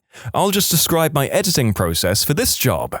Some other comments to this post read, "The police fled for fear of being bored to death. Jeez, trespass or whatever, I don't care. Nerds." Moved offices at work, tried admin/password on the new router login page. Who has 2 thumbs and higher bandwidth? This guy. In our dorms, the PCs in the rooms had throttled internet, but in the shared labs, they didn't. They told us this was only during certain evening times, but it was patently obvious it was round the clock. I went into the lab, got the Mac from one of the lab PCs, and gave it my Mac. I was on the lab subnet from then on and had much faster internet. I did this for a few friends and told some others about it. Applied for a job at a French fry factory. The online application asked, "What makes you want to work for us?" I simply put, "Potatoes are my favorite food." HR lady and engineering manager loved it. Been working there 10 months now. My friend applied to Bed Bath & Beyond. During the interview, they asked why she wanted to work there. Her response was, "I grasp the concept of beds and baths. It's the beyond that I'm most interested in." She was not hired. Anytime I brought a girl home from the bar in college, because my go-to move was just look around till a girl made eye contact and then nod. Whenever it worked, I was pretty amazed at the results with such a lack of effort. To clarify, it's a nod up, like you're saying, "Hey, what's up?" Also, it works well for any attractiveness, because it helps you understand what level or type of girls are into you, and you avoid the awkwardness of just trying to hit on random girls that may have no interest in you. Good luck to everyone trying to meet someone at a bar. It works surprisingly well. I got my current girlfriend by making eye contact with her across the room and pointing finger guns at her. Didn't know her at all. I'd also like to bring up that she loves my terrible puns, and that's actually how I sealed the deal the next day. Never stop following your dreams. In high school, I told a girl who was way out of my league, "So you should give me your number." She asked, "Why would I do that?" I said, "Because if I just dial randomly, it'll take forever to call you." Waited to be shot down, but she laughed and gave it to me. We were together for 7 years. My son was living nearby and had locked himself out of his room. He called me for help. During my many assignments in the military, I was once stationed with a guy who was also a locksmith, incessantly told me about locks, lockpicks, tumblers, etc. So I showed up at my son's apartment, armed with a basic knowledge about how locks work, and 2 paper clips. I half-straightened them out, used one to flick the tumblers, and the other to pull at the bottom of the lock to turn it. 2 minutes later, I was in. My son says, "Holy crap, you did it!" Got serious dad points for that one. I went to New York City for Fashion Week with the boutique I was working for. After the fashion show we attended, everyone wanted to go out clubbing. Me, being young and new, I didn't want to be the buzzkill. So I went with them even though I was only 18. Arriving at the first club, we were allowed to skip the line because we knew people, and we get to the bouncer. He's going one by one, checking everyone's IDs, and I'm sweating bullets. When he got to me, we just looked at each other. He goes, "ID." And I freeze, and for some reason I said, "Man, I already showed you mine." Until this day, I don't know if he was being nice or just didn't want to look stupid, but he let me in. Needless to say, I got hammered off $18 mixed drinks because F it, right?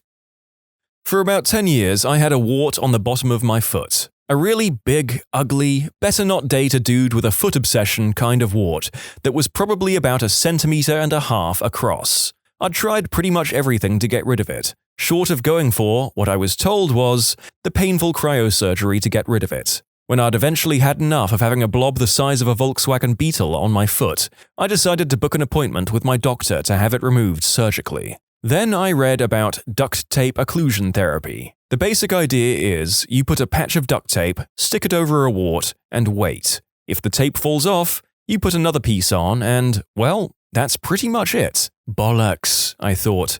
There's no way that'll do anything. But duct tape is cheap and I'm strongly averse to pain, so I figured, why not give it a try? A couple of weeks later, no verruca. It very much enjoys the pro-science, anti-alternative medicine side of me, but whether it's placebo or not, I can't deny that it worked. So now you can date dudes with a foot obsession.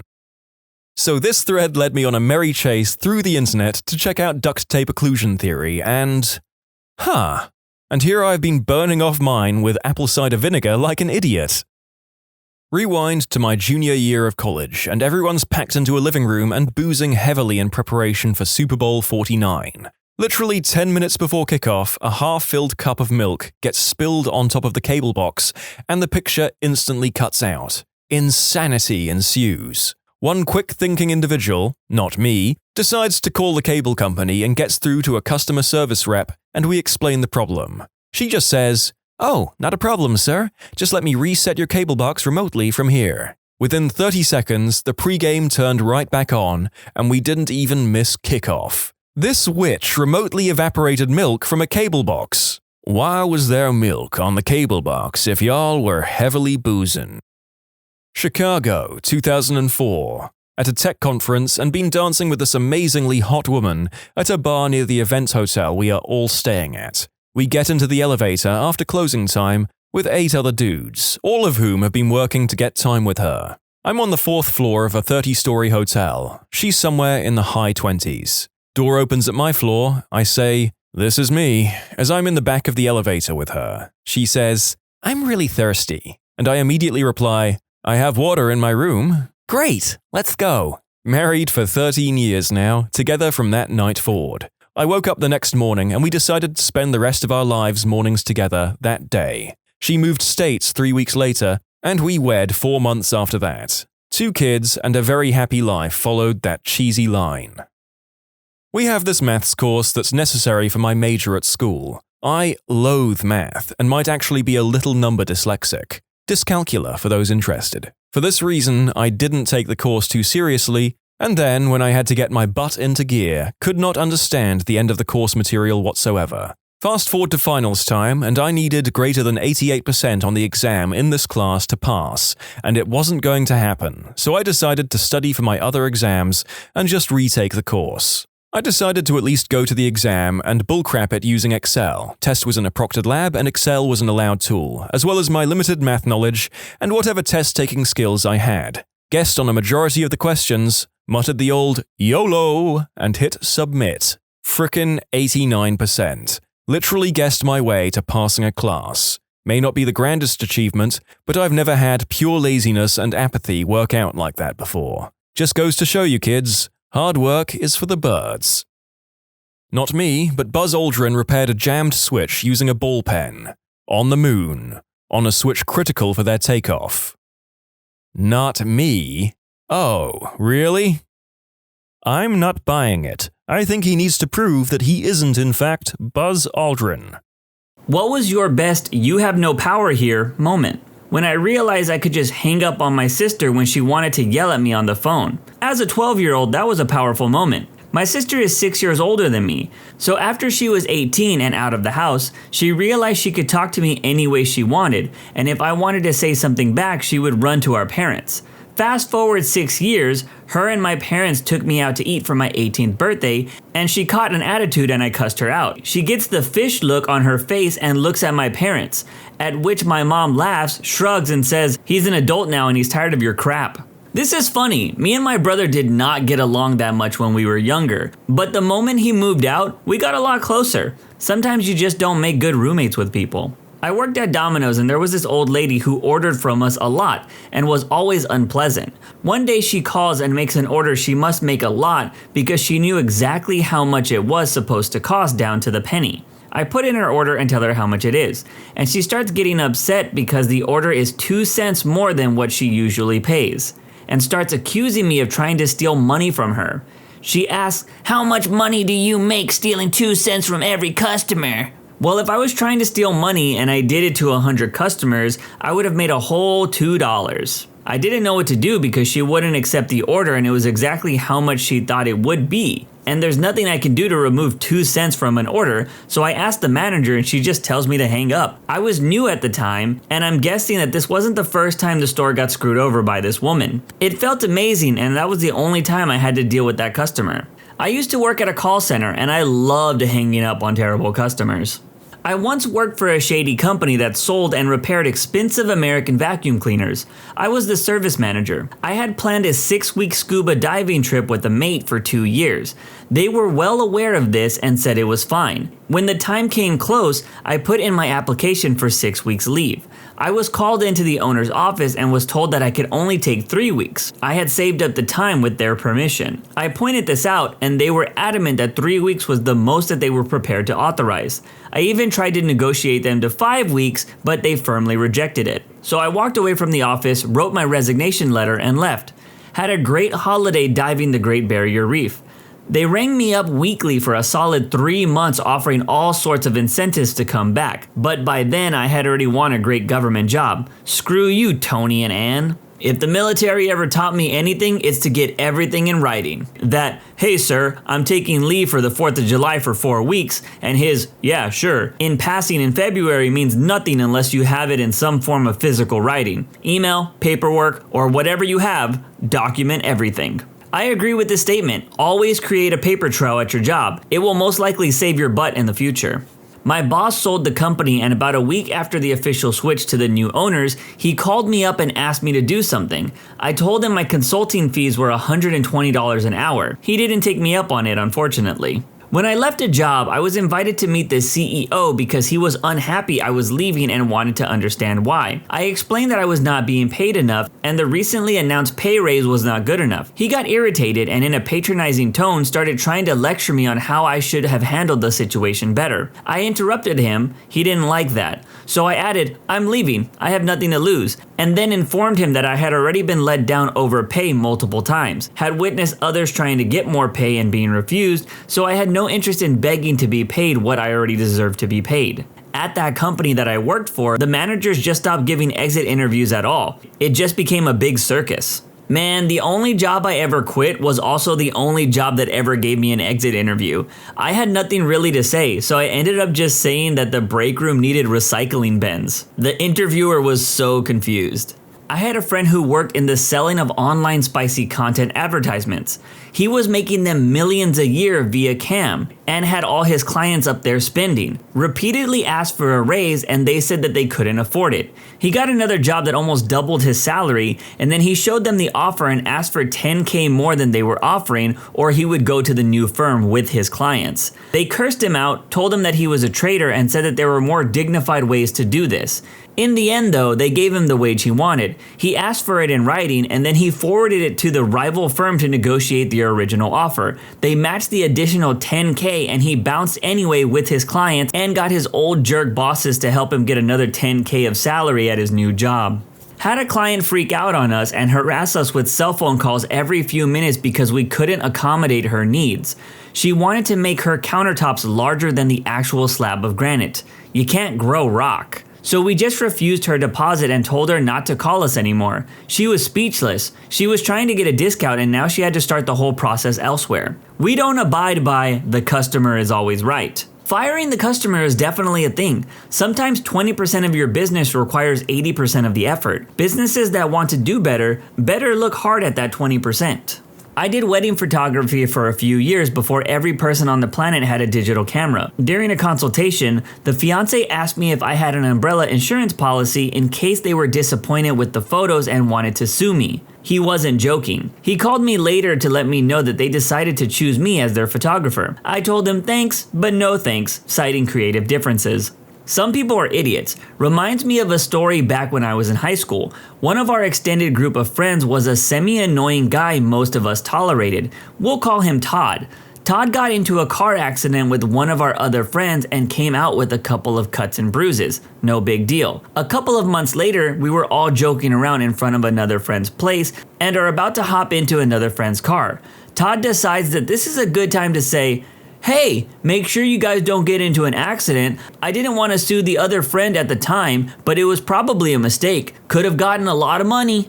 Friend with the car's mom hears that from the porch and runs over to cuss Todd out and informs my friend that since she pays for the insurance on the car, like a nice mom, Todd is banned from that vehicle, just in case because she doesn't want any bloody lawsuits.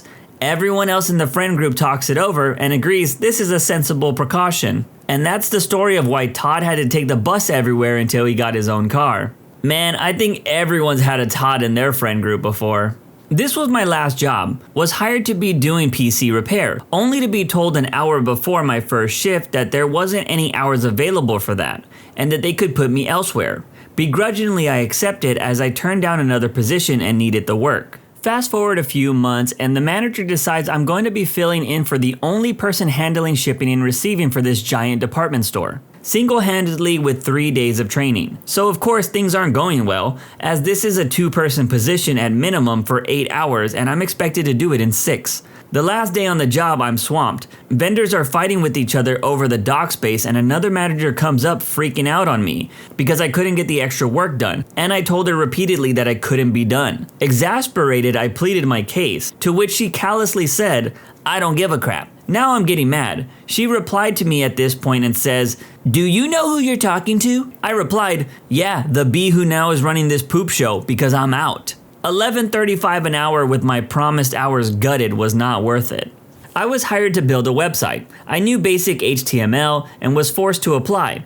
They wanted to pay me an hourly wage rather than actually getting a professional. In short, the site consisted of listing all the items they had for sale in pretty much a single table on the site, as they took old appliances, TVs, freezers, fridges, etc., and sold them to various third world countries. So I had to take the pictures of all the products to have the images on the sites.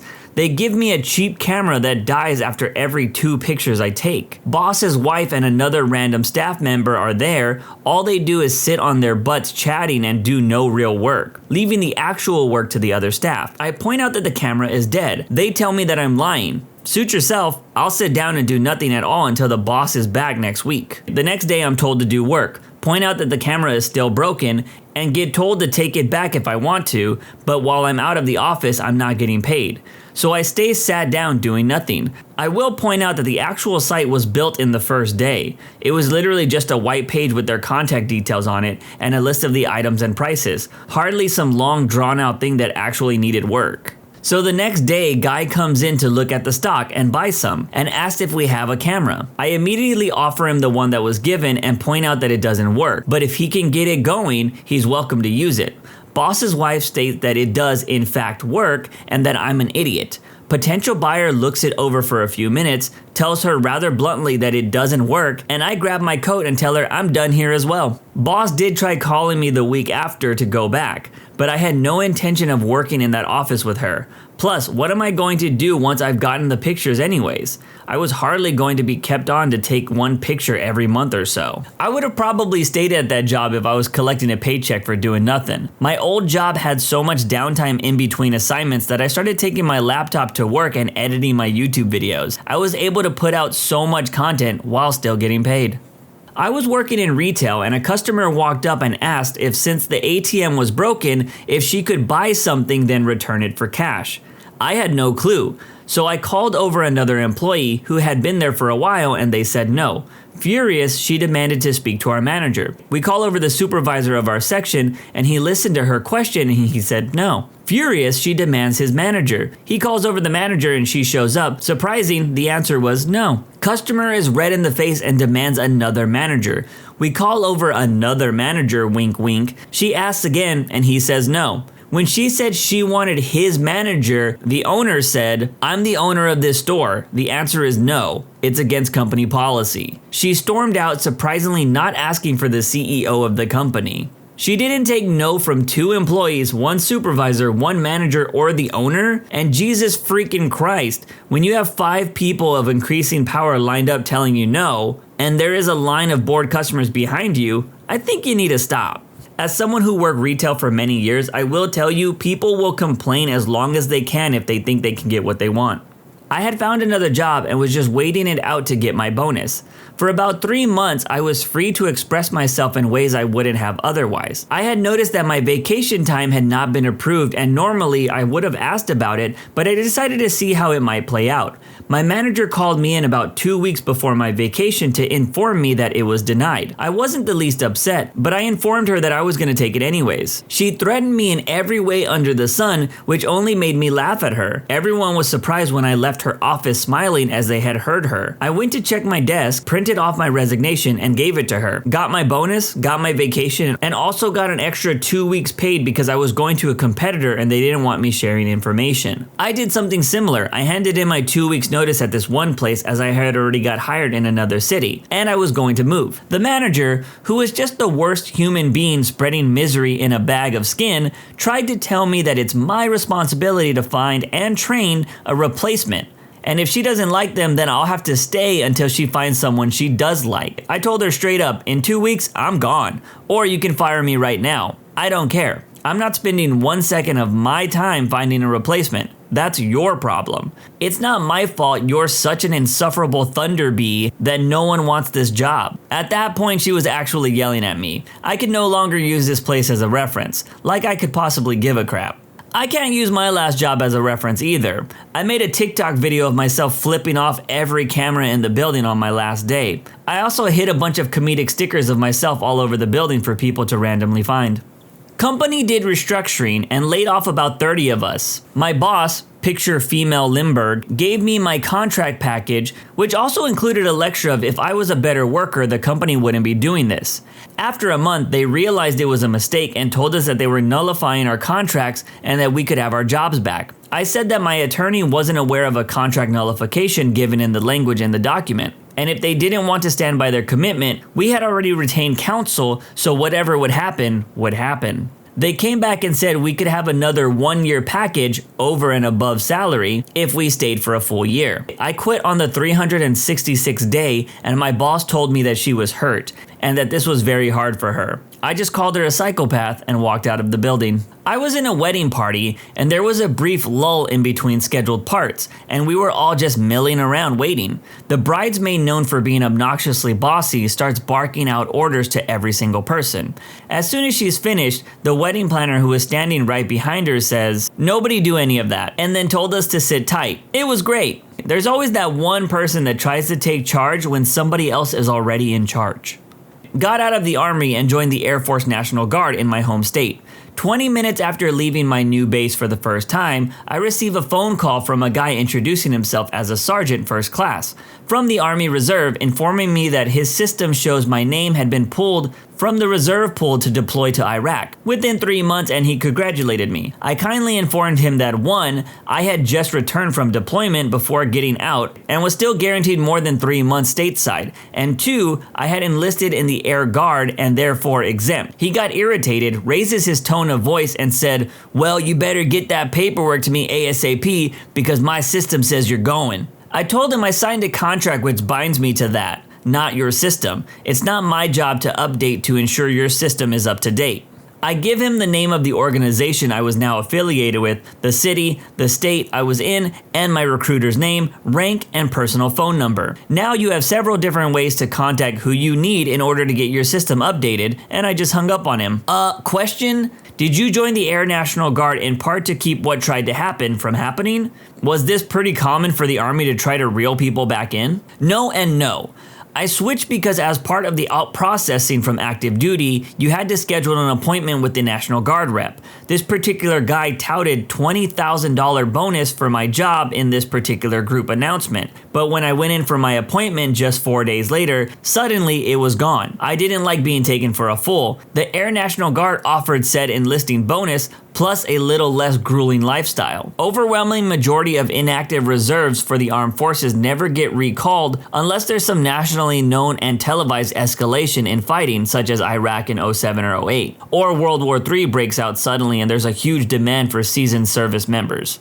Credit union tried to bill my father's estate for a card they wouldn't provide documentation for. I told them in detail why this wasn't going to happen.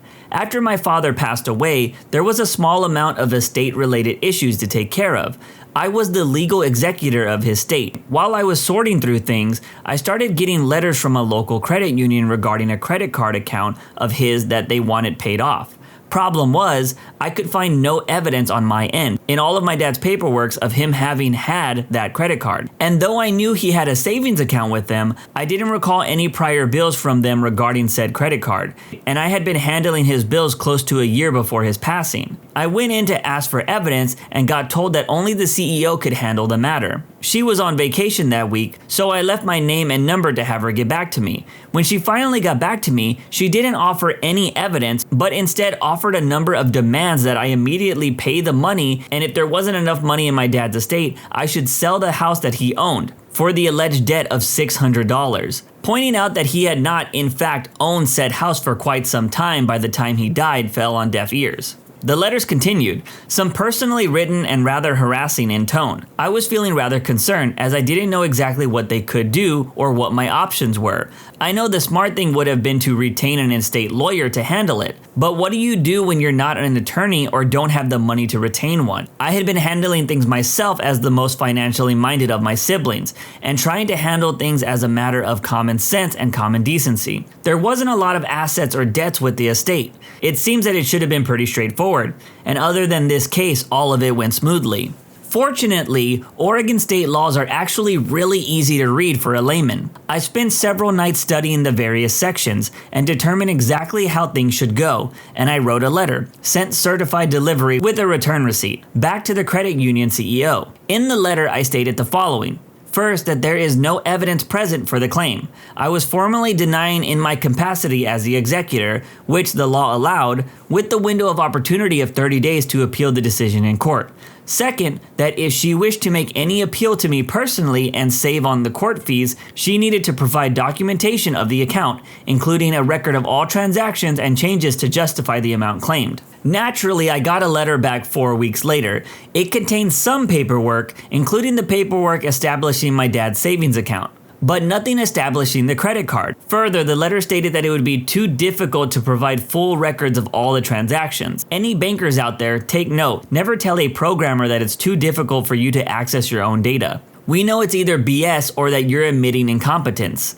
This would have been a 5-minute database query for me, and that's if I had to look up the tables first. The letter reiterated the demand for immediate payment, again stating the house, which again, not actually my dad's, but she kept insisting it was, and said that it would need to be sold for payment. I wrote another letter. In this letter, I clarified several points for her. First, that as she had not provided the required documentation, she had not actually made an appeal that would be subject to evaluation, let alone acceptance. Therefore, the original denial of claim stood unchanged. Second, that it is not her place to determine my father's assets, as she is not the executor of state. Third, that even if her claim were to be granted, Oregon law requires 6 months from the descendant's passing to receive all claims before any of those claims may be paid out. And by demanding immediate payment, she was attempting to get me to break the law. Fourth, that Oregon law declares priority of claims by the nature of them, and credit card debts were ranked N, where the above included taxes, medical debts, and various other things. Even if her claim had been granted, she could not be paid unless there was money left after paying all the higher priority debts. And even if the house had been included, that wouldn't have been the case. And fifth, as the 1-month deadline for appealing in court would have expired by the time they received this letter, they had exhausted all of their legal options, and further attempt to pursue this claim would constitute unlawful harassment, and charges would be pressed in such an instance. I never heard back from her again. This was a massive W if I've ever seen one. Good on the OP, even though I didn't understand half of it. Let's hear the other side. Guys of Reddit, what's the creepiest thing a girl has ever said to you? I remember one time this one girl who was oddly talkative in my options and fixed income class kept talking and asking me about my personal life. Then, when she added me as a Facebook friend, there was a message with it that said, "Found you," smiley face. Pretty uncomfortable. I was talking to a girl on the phone who at the time was messed up on painkillers and started relating to me a story about how when she was 7, she pushed a girl into a pool and watched her drown. Her grandma came home, found out about it, and told her to tell the police it was an accident. That should have been a warning sign right there. I kept some of your hair. 20-year high school reunion. Copied from an email I received from a stalker 7 years ago. When you and her have your baby, rest assured, I'll be the one that raises it. No! When I was about 17 years old, I worked at a cafeteria and some girls, 11 and 13, were chasing me for weeks. They even waited in front of my door when I had to go to work to chase me all the way up there. One day I was working and the cafeteria was full with people when the 11-year-old girl said, "When can I give you head?" Everyone instantly looked at me. Uncomfortable isn't even the right word to describe my feelings at that moment. Ugh, I thought I had nothing to contribute until you reminded me. Back in middle school when I was maybe 13 or so, I used to go to a pretty large school, roughly grades 5 to 12, all in the same interconnected complex of buildings. That meant there was always a huge number of students milling around the place during lunch break, and since it was a quite large area, you were often surrounded by strangers. Anyway, at one point I heard through the grapevine, which, as a social outcast, was nothing I was terribly familiar with, that this girl a grade or two below me liked me. Being socially inept, I just checked if the girl was pretty, noticed she wasn't, and ignored the whole thing. Well, the girl didn't take being ignored for long. She got her cousin, who was more or less the bully of my grade, to pay me a visit with his cronies, pick me, and carry me to go see her one lunch period.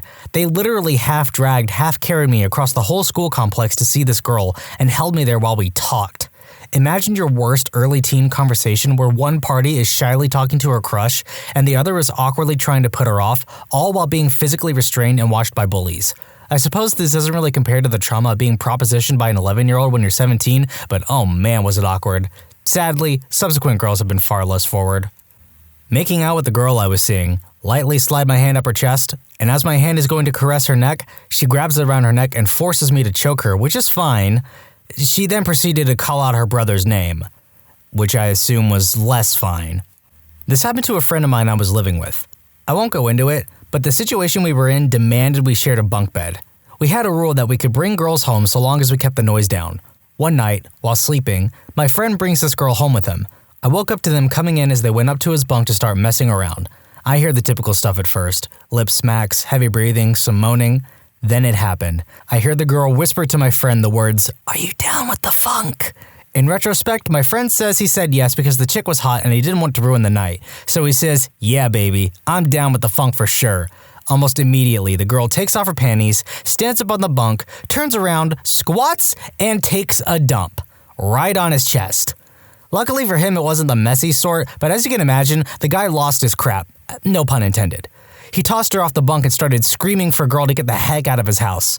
Meanwhile, I'm on the bottom bunk laughing my butt off. So, not really the creepiest thing a woman's ever said, but now you know what the funk is. This has ruined my perception of funk music forever. I was over at her dorm room, and after we got done with our business, I spotted a bottle of my cologne on her desk. I asked her about it, and she said she sprayed it around to make her room smell like me. Okay. Next week, she gets into my car, makes a big sound, and says, "Oh, smells like you in here." She started rubbing herself. No joke. En route to Kroger. Okay. Few weeks later, at her dorm room, I decide to get a little nosy. I find the following. 1. Aforementioned bottle of cologne. 2. 2 pairs of my dirty undies, not left by me. 3. Pair of my dirty socks, again, not left by me. And this freaked me out more than anything for some reason. Number 4. Envelope with what I can only assume to be, drumroll, my body hair in it. Not okay. I break up with her over ICQ, the good old days. She informs me that she left a bag in my apartment. It's under my bed. In said bag is a bunch of completely random crap with Kmart tags still on it. It was obviously a plant, meant to force us to have an awkward post-breakup makeup reunion. Nay, says I. Got my army buddy to drive me over to her dorm in his Ford Festiva. I saw her on the curb waiting, crying. I launched that bag out the window and we took off as fast as that Festiva would go. Never did see if the bag hit her, but given its trajectory, it's highly likely. For those who will want to know, the cologne I was wearing was Old Spice. I was dating a girl called Allison. My grandma is also called Allison. I had mentioned that I found it a little weird that they had the same name, so once as we were screwing, she asked, "Does this make you think of your grandma?" It didn't. Until then. I once went to a ski resort where people of different nationalities were there. A young Chinese girl introduced herself to me the day I was leaving and asked for my number, so I gave it to her. She called me about a week later and asked me if I wanted to go over to her place for a dinner party. I thought to myself, sure, why not? So I turn up with some booze and find about 24 young Chinese girls and no guys. None of the girls spoke any English except the girl who invited me. They sat me down at the end of the table, spoke in Chinese all night while looking in my direction and giggled all the way through. I had no idea what they were saying. At the end of the night, the hostess asked me if I would be so kind to pose for individual photos with each one of them separately. I hesitated, but went along with it. They giggled hysterically throughout, and still only spoke Chinese. No idea what the heck that was all about, but I got seriously creeped out. Edit. No banging involved, those girls were young. I'm a regular guy. Only thing I can think of is they thought maybe I looked like someone famous, though I don't think I do. Okay, some people are making a big thing about the booze thing. In Australia, it's traditional to bring some wine when invited to a dinner party. Also here, the legal drinking age is 18. The girl I met was no younger than 18, I thought, so it was all cool. I was in my mid-20s then, so by young, I meant they were too young for me, though technically it would have been perfectly legal. I'm no predator, I just like girls to be around my age, but not younger by a huge margin. Also, the hostess told me none of them ever drank alcohol, which made me think that they were slightly on the innocent side. Unrelated, but I can't even read half of these because they're so messed up. For example, a girl I hadn't even dated carved my initials into her ankle. She received no wahoo. Had a girl request me to break into her apartment, make her hot chocolate in her kitchen while she's scared in her bedroom, and then come in and bang her. You know this was all just a ruse to get you to make her a hot chocolate, right? I had a girl I once kissed at a party proceed to send me pictures of her crying, half naked, and makeup smeared all over her face Joker style.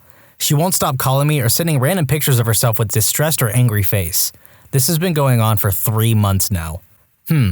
This is a toss-up between look at these before showing me hundreds of bits of paper the girl had written my name on over and over again when we'd been out once, or the time I woke up from a lovely Wahoo dream to find my girlfriend gripping my member and asking me over and over again, "Who do you think I am?" Do you want all your stuff back? After we broke up, I had not given her anything. She had stolen it all over time. She had it couriered to me. We then ended up having pillow talk a few months later over email. I found out later that it was her sister mailing. And this stuff she sent back was a photo album entirely filled with pictures of me sleeping. Good times. I had to borrow a girl's computer once for a group project in college. I got to the group meeting and there was a password. I called her and after 10 minutes, she finally gave me the password, which was her first name and my last name. Okay, but low-key, that's kind of sweet. Your lips looked dry while you were sleeping, so I licked them for you. Wife and I were in town with our son, visiting my parents when an old high school friend, she was only ever a friend, came by to meet my wife and 2-year-old son. After we all sat and talked for a few hours, and what after felt like a pretty normal night of company, we all got up to say goodnight and the friend hugged my wife goodbye, then turned to me, grasped me very firmly into a hug, kissed me on the lips, then whispered into my ear, "Your son should have been ours. I love you," then turned around like it was totally normal and waved goodbye to us and left. My wife didn't see or hear any of it and I never told her. She thinks the girl is a decent person and will never see her again. I love you with all of my heart. Let's run away and get married. Not creepy yet? I was 12. She was 42. Not directly to me, but a friend of mine's mom referred to me as a tasty little snack when I was 15. And no, she was not a MILF. Not even close. I went to a football game with this girl. Afterwards, I went to meet her dad, which was already kind of weird. He said to her, "Is this the boy you've been talking about for the past 3 months?" I had known the girl for 4 days. So I did this chick that lived near me, only a few times over a few days. She got really attached to the point of freaky, so I backed off. Within a month, she was at a mental institution. 2 weeks after that, she gets back and happens to be sitting with her mom outside when I got home from work, so I could either ignore her completely or interact. I greeted them nicely and asked how she was, not mentioning where she just was. She stared at me for like a minute straight with the most blank, creepy face I've ever seen, and finally said something. Are you the one that was controlling my mind? Nope. I can poop bigger than you can. As she began dropping her pants. To be fair, we were only 3 or 4 years old at the time behind my parents' garage. And though I lost that contest, I married her years later and have since upped my game. I was literally almost inside of this girl and some intimate talk is going on, and she whispers, "You know why I've always liked you?" I asked why and she said, "You remind me of my dad." I still banged her, but I didn't call her for a while after that. Girl I had slept with 2 times, without knowing her or her friends. We were neighbors. "My friends saw you at Bar X on Saturday. I thought you said you weren't going out." How did they know it was me? I never met any of your friends. "They've seen pictures." Pictures of what? Of you sleeping.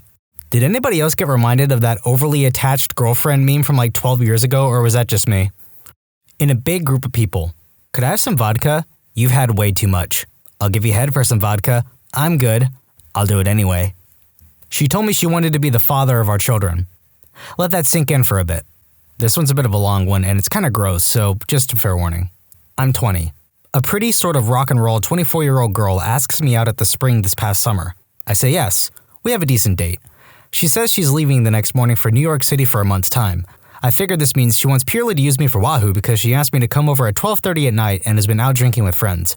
I say yes. She comes over. We have fun. She was uncoordinated and spoke atrocities while we did this awfully clumsy mushing. The worst I've ever experienced, blame on her behalf. After, I expect her to believe because she's verbalized that she has a flight at 10 a.m., but no, she lingers. For hours.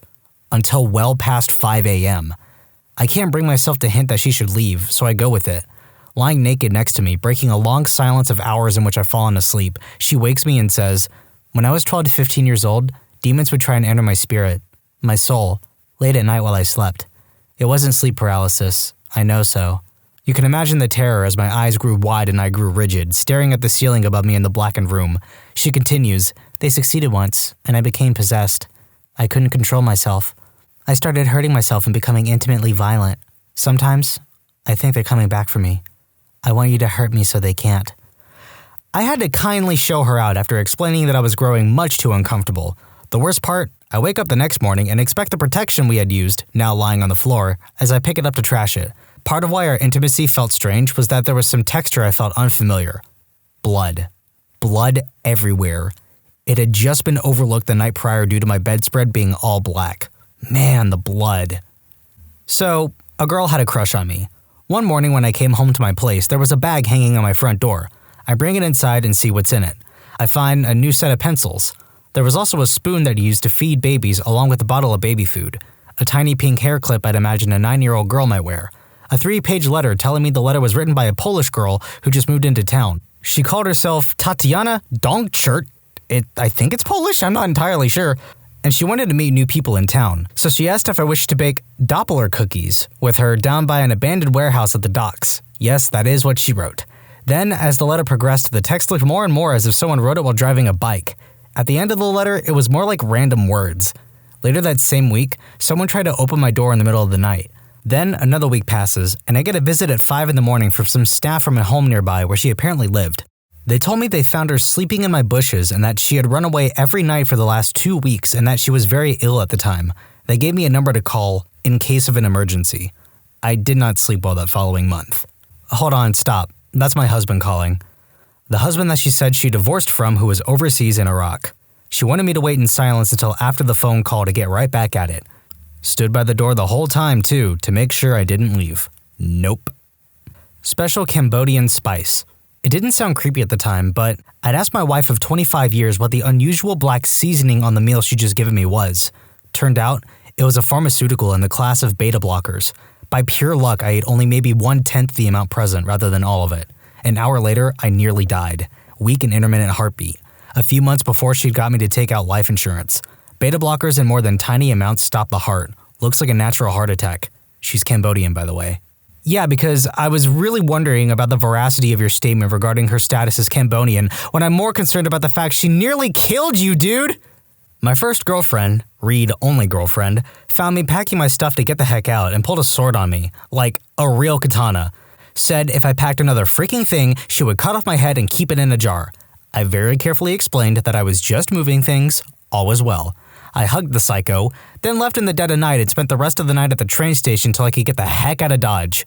For the next 6 months, she sent me nightly messages on various websites accusing me of being a demon and attacking her while she slept in the dream world, and I should be careful because she was going to fight back with witchcraft. Then, she recruited other crazies, and they were saying the same crap. There was this army of her and a bunch of underage girls, one of which was apparently my then 23-year-old ex-girlfriend's new true love, waging internet war on me for being an evil dream demon and trying to take over the dream world. Since then, yeah, pretty much double rainbow gay. Dudes aren't freaking insane, and when they are, you can tell pretty easily. I found half a bag of toenail clippings in her closet, and when I confronted her about it, she said, "Yeah, I like to save them for later when I want a midnight snack." I got the heck out of there, needless to say. Over at the apartment of some girl I knew from wherever, and basically there to just have wahoo, just going through the formalities of acting like we're not. She pulls out a photo album. First and ever page, a miscarried baby, dressed up in a bonnet on a silk pillow. I actually found it reassuring that the pictures weren't just thrown in with our other family photos. 4th of July at Uncle Ted's, Labor Day, dead baby, dead baby, dead baby, Thanksgiving, dead baby's first Halloween, Catwoman of course, Christmas after that crazy blizzard on Mount Hood, dead baby, ooh, ski trip. Ex-girlfriend of almost a year, who I thought had moved away, bombarded me at work one day and said, "Look what I did for you. Will you take me back now?" She had the Chinese characters for "I love you" and my initials tattooed on her arm. I would have to say when a girl I barely knew figured out my class schedule, she would leave me letters in sealed envelopes, giving them to my teachers to give to me. This one time, me and this girl who seemed interesting enough had a conversation. "If you'd have to kill me, how would you do it?" What? Do I really have to answer? "Yes, I need to know." "Well, I'd probably shoot you, something quick and painless." "Aw, why not just stab me into the stomach with a rusty knife?" "Abandon ship! Abandon all hope, ye who enter!" I had a girl open with a necrophilia joke. That's how far she got all night. Just a quick heads up, exploitation of minors in this one. This will probably get buried, but I knew a girl in high school that was pretty sought after. She was small, blonde, busty, and had a killer smile. She loved gaming, anime, sweet tea, boiled peanuts, the whole shebang. I never bothered flirting with her or anything because she just always had so many guys practically tripping over one another to talk to her or sit next to her at lunch. We had computer and geometry class together and sat right next to each other through assigned seating, so we got to talking here and there and had a lot of laughs. We started enjoying it so much that we started writing each other notes back and forth in class, then entire letters throughout the whole day. Then she started inviting me over to stay the night. Her parents were okay with it, and they never came to check on us or anything. I got the impression that I was not the first boy she brought home. So of course we had Wahoo, and I lost my virginity that night. Things are going smoothly over the next couple weeks, and she starts stepping it up on the kinky meter. First she admits that she thinks threesomes are interesting. Okay. Then she says she likes furries. Alright. Then that she likes older and younger men. I don't even know what the heck that means, but this girl is letting me sleep with her on a regular basis, so I don't care. Then the letters she starts writing me in class get really graphic. Asking questions like what would I do if my dad walked in on us doing it, and if he would join, or if I would come to her house after school and pee on her in her bathtub. At this point, I put a lot of space between us, and a couple of days later, she confesses to me that she cheated on me in a threesome with 2 older men. She was really broken up about it, but I saw it as a get-out-of-jail-free card. A year later, she starts dating a friend of mine who was only 15. Keep in mind, she was about 20. I warned him that she was a bit loose in the head, but being 15 and with the busty blonde, he didn't care either. Past time forward again, I go to hang out with them at his house. Turns out she's pregnant and they're hiding it as best they can. Things come to a head when his parents find out. Cops get called. They find pictures of them banging together, which was exploitation of a minor. So they raid her house. They find that her parents are drug dealers and an immense amount of CP on her computer, some that include herself when she was younger. Turns out, her mother used to make the videos of her sleeping with older men and would sell them. Needless to say, she's in jail now and there is an ongoing custody fight. TLDR, lost my virginity to a cheese pizza actress. Got stalked by a crazy. Followed our band around for a while, but I wasn't interested as I had my eye on someone else at the time. I was playing a gig at a pub, she walked in, took off her clothes in front of the stage, took a knife out of her handbag, declared her eternal love while touching herself, and threatened to kill any woman that went near me. I'd never spoken to her or anything else before. The police eventually took her away, but I was reminded of my grandfather's advice at the time. If you're gonna date a woman, date the one that irritates you the least and never, ever date crazy. Good advice, but what if you'd never spoken to her before or shown any interest? The woman had a history of mental issues stemming from a brutal childhood. She was committed to long-term care, and it turned out she had a thing for musicians, as other fellows I knew had the same experience with her at various venues. Stunning-looking woman, but not playing with the full deck at the time. I hope she's got herself sorted out since then. Not to me, but here's the deal. This happened not very long ago to a friend.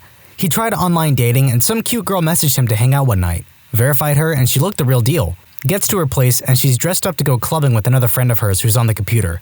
As he walks in, her friend yells, "Oh my god, I got another one! We're at 6!" My friend raises an eyebrow but hangs out for a bit. They start chatting and drinking, all is good. And then, by surprise, like 4 other guys show up minutes apart. She walks to where they are and says, "We only need 2 more," or something like that. At this point, my friend is freaked out and asks what the heck is going on. Turns out these girls were deciding to invite all the tall guys on the site and then making them compete for their attention in person. Game show type environment. TLDR, some girls on a dating website invite a whole bunch of guys to their place and play "I only want the best, the rest can leave." Now that's creepy. What's your "what the frickin' frick is this" moment in your dating history? So I've known this guy for almost a year now. Not really good friends or anything, more casual acquaintances. We have a bunch of common friends and see each other from time to time, parties, etc. A couple of months ago, he started messaging me, first on Facebook, then by text. He got my number from a friend of mine, he didn't ask me for it. And most of the time, I responded just to be polite. He's nice enough, but not really my type. So when we started dropping hints about meeting up, I just turned him down and said I'm busy or would just catch up next time there's a gathering with our friends. That sort of thing. Fast forward to last week and he asked me out again, which, if I recall correctly, is the 6th time in the past 2 months. I finally decided to at least give him a chance, cause hey, what could go wrong anyway? And who knows what I'm missing and all that jazz. Worst case scenario, it would be awkward, but we've talked more than a few times, so I was thinking it can't be that bad, and we could actually have a pleasant time. Date night comes, and we meet up in the city after work. We have dinner, nice, cutesy Japanese place, conversation was okay. I was certain at this point that it's really not going to take off, he really isn't my type. But I was having a pleasant enough time, and he was a total gentleman and not bad to talk to. The bill comes, and I was going to suggest a quick coffee before heading home. However, he said that there's something he had made an appointment for us for, and we need to rush off and make it in time. I was a bit intrigued and excited. Was it a movie or a show, a play, as he knows I'm into theatre? So we hurry off and he took me to a high-end luxury mall with an attached wing for offices. We went up, wait, this is an office lobby. What the? It was a frickin' weight loss center. So he explains that he's part of this company, he works for them part-time basis as a distributor, and he wanted to introduce me to their products, which would revolutionize my lifestyle and make me the healthiest I've been in my entire life. For your information, I'm 5'5" and 135 pounds. I was totally stunned at this point, so I was just nodding like an idiot the whole time we were walking inside. He then left me with his smarmy teammates, who proceeded to give me an orientation about their company and a run-through of their health supplements. When he got to the part where the weight loss products are, the smarmiest one said, "Ooh, now this is what you've been waiting for. I've saved the best for last." I just sat through it because I knew that if I started to say something, I was definitely going to burst and make a spectacle of myself. There was a seminar ongoing and we were at a little table to the side. After I flat out said that I'm not interested in any of the products and frankly don't believe that I need health supplements, I eat well and exercise regularly, they started on the second phase, introducing me to the business aspect of it. Basically, it was a networking model of business where you not only sell the products, you also recruit people to sell them, and they would be under your team, and you get a commission for every sale they make. They rhapsodized about the wonders of the product, how easy it is to sell, and how much money I could be making, because they could tell I have the right kind of personality and network for it. Registration was only $1,000, and it was consumable in products, which I could either use or sell to get my registration money back immediately. I wish I could say I flipped the effing table and screamed at them to F themselves with their health supplements and hope they overdose on their products. But no, right after the talk, I just said I should head home since it was getting a bit late. The guy actually messaged me to say that he had a good time and he hopes to see me again, and that I would consider their products and the business opportunity. I called up some friends and went out for drinks because F your health supplements, that's why. You know, I've been on some bad dates in my life, but none of them were join my pyramid scheme bad. I'll take my dates being into unexpected kinks any day, I suppose. When I was a teenager, I worked at a retail store in the mall, and a guy who worked a few stores down would always come in and talk to me. He was super sweet and genuine and would randomly take me to lunch or bring me coffee and the like. It was just nice to have someone to talk to and who seemed genuinely interested in me and what I had to say. He asked me on a date a few times, and I always declined. I don't like the idea of dating someone who I work with or work next to, just in case it goes sour. After a month or two, I finally agreed to go on a date with him, because good guys are hard to find. I couldn't just let him pass by. He picks me up at my house, and on our way to dinner, we get into a car accident. The driver's side was T-boned pretty badly, and we ended up having to go to the hospital where he contacted his roommate, who then contacted my date's girlfriend. After my freshman year of college, I met a guy on OkCupid, and we went to get dinner at Fridays as our first date. Offered to give me a ride, but I said no. He was a couple of years older, well-dressed, and started talking about how he'd started his own business after college, and it was going well. Good for him. Bragging a bit, but hey, that's an accomplishment. So after we order, he says, "Let's play a game. We'll each take out our wallets and compare what's in them."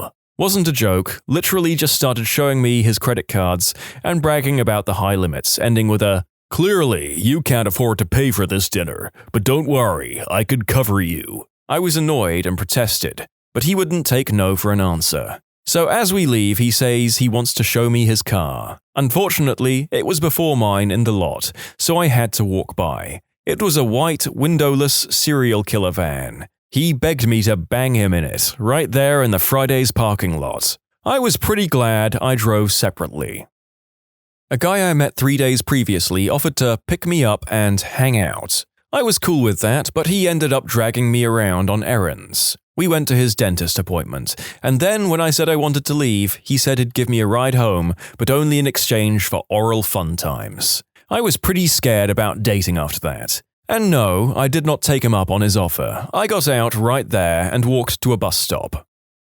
I went on a date with a guy that I met online. He told me to dress nice and that he was going to take me out for dinner. He took me to Subway, ordered a foot-long teriyaki chicken sub, looked at me and said, I hope you like teriyaki chicken. We shared the sub in his car. Safe to say, there was no second date.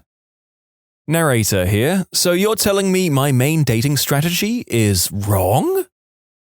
Went to pick up a girl at her house after meeting on a dating website. She seemed significantly larger than her photo, but only in the lower abdominal region. This is when I realized that she had failed to mention that she was pregnant. Guy I worked with kept asking me out. I continuously said no. After about a year, I started to feel bad for the guy and said yes to a date. He asked me to lunch, so I figured it could be a quick, easy date. He picked me up and took me to Wendy's, where he made me order off the dollar menu, and I could only get 2 things. After this very quiet lunch where he hunkered over his chicken nuggets like I would steal them, he said he needed to stop at Walmart. We go in and he heads to the lotion section. Strange, but whatevs. He then grabs 2 scented lotions and asks which one I like better. Being nice, I pick one, and he responds with, Great, I'll use this for your massage. Luckily, I had to work in 2 hours and told him the massage would have to wait. I spent 3 months trying to avoid him until he quit. Well, I had this major crush on this girl. She was gothish, which isn't my thing normally, but this woman was extremely intelligent and cool. So the first date is good, we have a good time, we're both drunk, and we go back to my place. Mind you, she's very open with her sexuality, so things get hot and heavy. Right when the action is going to start, she says, I don't actually want to do this. Imagine a semi-truck slamming on its brakes. Okay, I say, that's fine. We just sleep off our drink. This exact same thing happens a second time, and I'm starting to get annoyed, only because it's painfully obvious that our mutual actions during the date are leading to adult fun times. Finally, it happens a third time, and I decide I'm over this girl. About a year later, I find out from her friend that she was hoping I would act out an unspeakable act. She wants me to be like, screw that, we're doing this. I pointed out that this would in fact constitute an actual unspeakable act, not acting one out. I then found out she had herpes, so in the end, me for the win. On my first date with a guy off an internet dating site, he took us to the Scientology Museum in London. I thought, original, easy to find things to talk about, laugh at the craziness of this, it could be fun. He then proceeds to read every single piece of writing on every single exhibit, ask the attendant very probing questions about how one goes about joining Scientology, etc., and sounding slightly too interested to just be intrigued about religion. Also, he was visibly sweating. Once we were done there, we went for a glass of wine, and he told me he used to shoot heroin. I was out of there like a shot.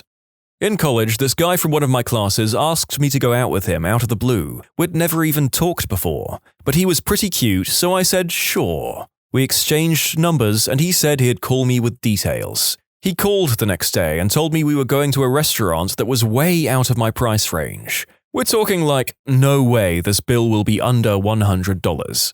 I tried talking him out of it, and when that didn't work, flat out saying I couldn't afford something like that. But he insists and tells me not to worry. This all really should have been a clue to me. So I say fine, and we agree to go. We get to the restaurant, and waiter comes over, and I go to order, the cheapest thing on the menu. When he stops me and says, ignore her, we're both having the steak. But I don't like steak. She's just saying that because she's poor. We'll have steak. And shoos the waiter away. I'm mortified and angry and want to leave, but he was my ride. He tries to make conversation and just proves to me that he really is a butt. He then says that he has to go to the bathroom and leaves. I'm sitting there for a good 10 minutes before he texts me, ha ha ha, I got the squirts from drinking last night, don't eat without me. And that was the last straw. I call the waiter over, pay for my meal, and go to the Starbucks down the street to call my friend to pick me up. In summary, Guy was trying to impress me and was the world's biggest butt.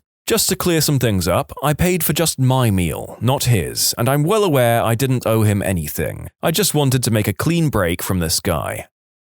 I know for a fact that bad dates are not a gender-exclusive experience, but I can't help noticing that the girls seem to have a disproportionate number of horror stories in this thread. Funny that. I went on a few dates with a guy in college. At first I was excited because I found him attractive and he said yes to a dinner date. Turns out even attractive people can be a bag of crazy. First we go out to an Italian restaurant. He orders spaghetti with regular sauce, no meatballs. Out of curiosity, I ask if he's tried anything else on the menu he could recommend. Nope, I only ever order spaghetti. Food comes and he proceeds to lean over his plate, shovel the spaghetti in his mouth and use his lips to cut the rest back on his plate. I'm no snob. I've eaten spaghetti like that before. Just never in public. He says it's the right way to eat it. He asks if I'd like to go see a movie. I'm not feeling the vibe, so I decline, make up some project I need to finish. He tells me he loves the movies, wishes he could just live in one all the time.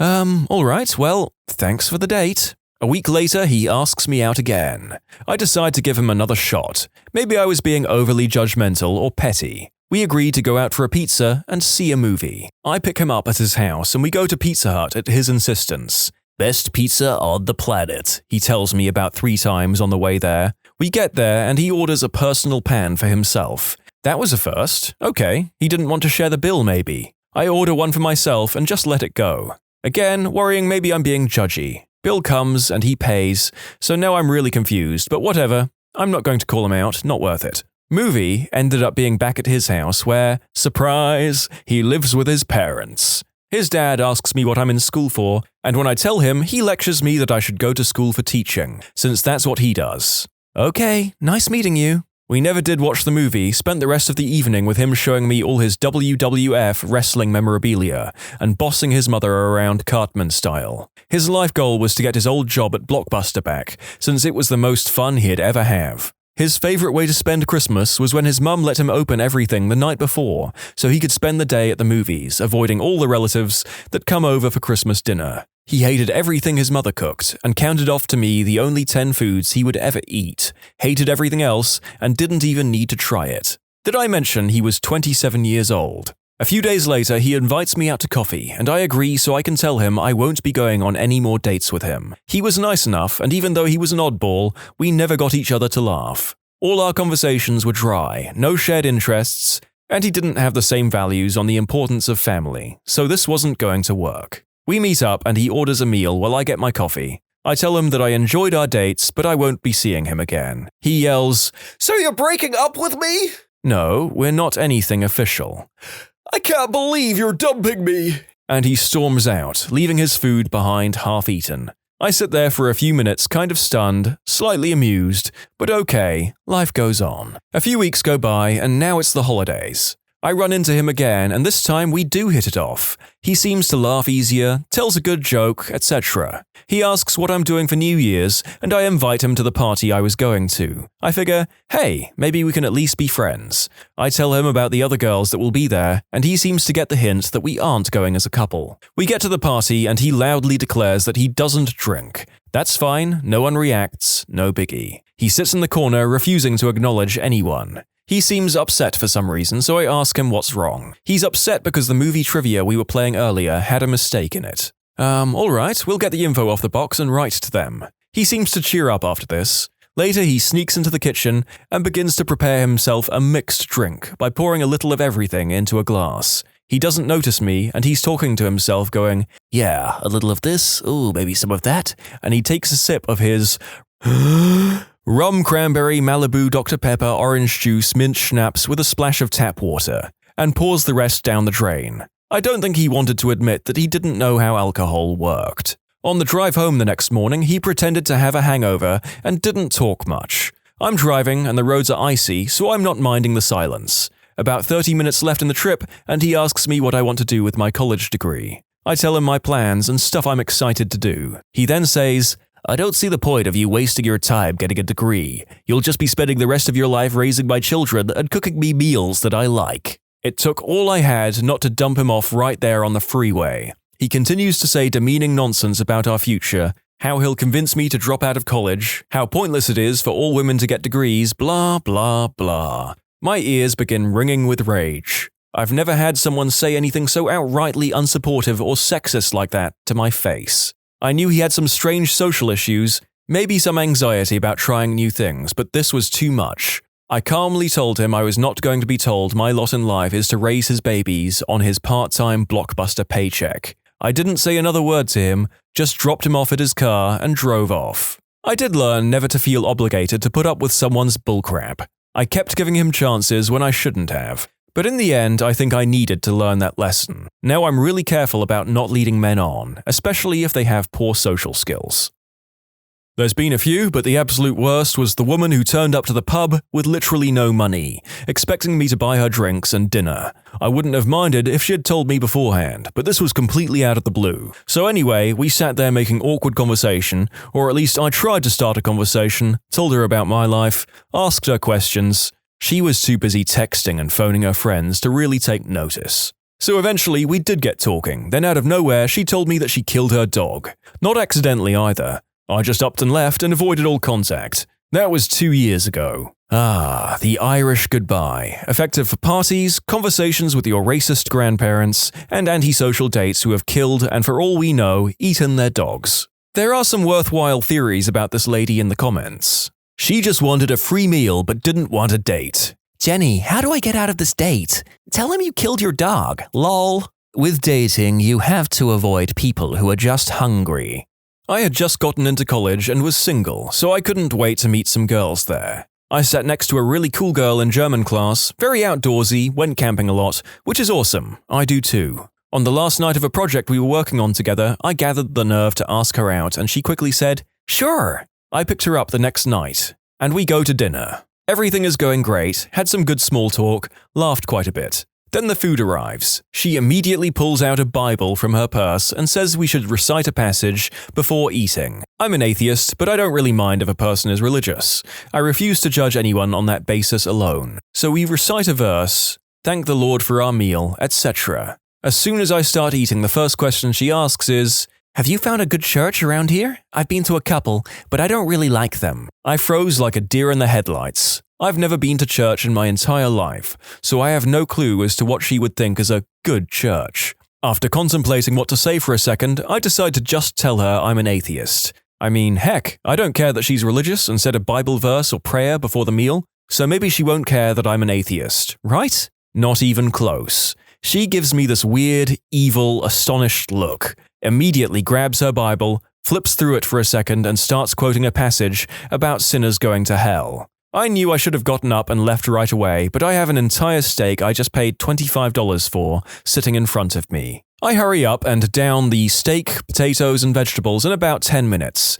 During these 10 minutes, she's still reciting passages, talking about how I'm going to hell. I just nodded and continued inhaling my food. Pulled out a piece of paper with about 5 cab companies' phone numbers on it, grabbed about $75, threw it on the table. The only thing I said to her was, "That should be plenty of money to pay for dinner and get you a cab home."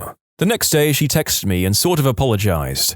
By sort of, I mean the text read something like, "I didn't mean to offend you, but you need to recant your sins or spend eternity in hell." Next day, I'm off to German class, wondering what may happen when I see her. Oddly enough, she wasn't there. Next day comes and not there again. I asked the professor if she had received word as to why she hadn't shown up, and the teacher told me that she had dropped the class the day before. That was a relief. Now fast forward 4 years, and I'm a senior at a random bar near campus. And guess who is there drunk out of her mind? Yep, it's the good old religious girl. I try to stay away from her, but she spots me, runs up to me, and hugs me, which I find very strange. I don't hold grudges, so I hug her back. She buys me a drink I didn't ask for, but I accept because I'm fairly broke. She damn near demands I drink it with her, so whatever, I'll do it. I try to be a nice guy from time to time. Not more than 10 minutes later, she says, "We should go back to my place and hang out," while rubbing her hand up my thigh. I turn around, point to my girlfriend and say, "See her? That's my girlfriend, and she has never cared that I'm an atheist. Thanks for the drink." Walked away and never saw her again. In summary, religious girl claims I'm going to hell for being an atheist on our first date. 4 years later, she's drunk at a bar, trying to take me home with her for adult fun times. What is the dumbest but 100% serious thing that someone has said to you? My sister thought diet pills were low-calorie pills. Her actual quote was, "Wait, diet pills aren't for losing weight? They're not just a healthier version of regular pills?" Is it bad that I understand how she could get confused? You stupid idiot. How can there be shadows on the moon if there's no gravity? Working in retail and a customer came up to me and said in a very angry tone, "What is that noise? You need to tell your manager to fix whatever that is." That's rain. It's raining outside, lady. I will say, when I worked at a big warehouse store, when it rained hard, it was pretty loud.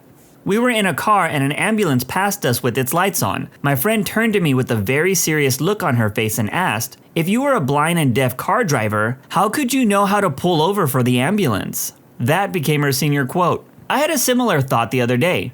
My younger sister asked me why ambulances have flashing lights. I said that it was to get the attention of drivers, especially those that may be deaf. I then thought to myself, the loud sirens must be to get the attention of blind drivers. You would think that blind driving is an obvious no-no, right? Well, I learned recently that blind people can legally get a license to carry, which is pretty wild to me. My then 16-year-old sister once told me while cutting an onion, "God, why did they put the paper on these onions so tight?"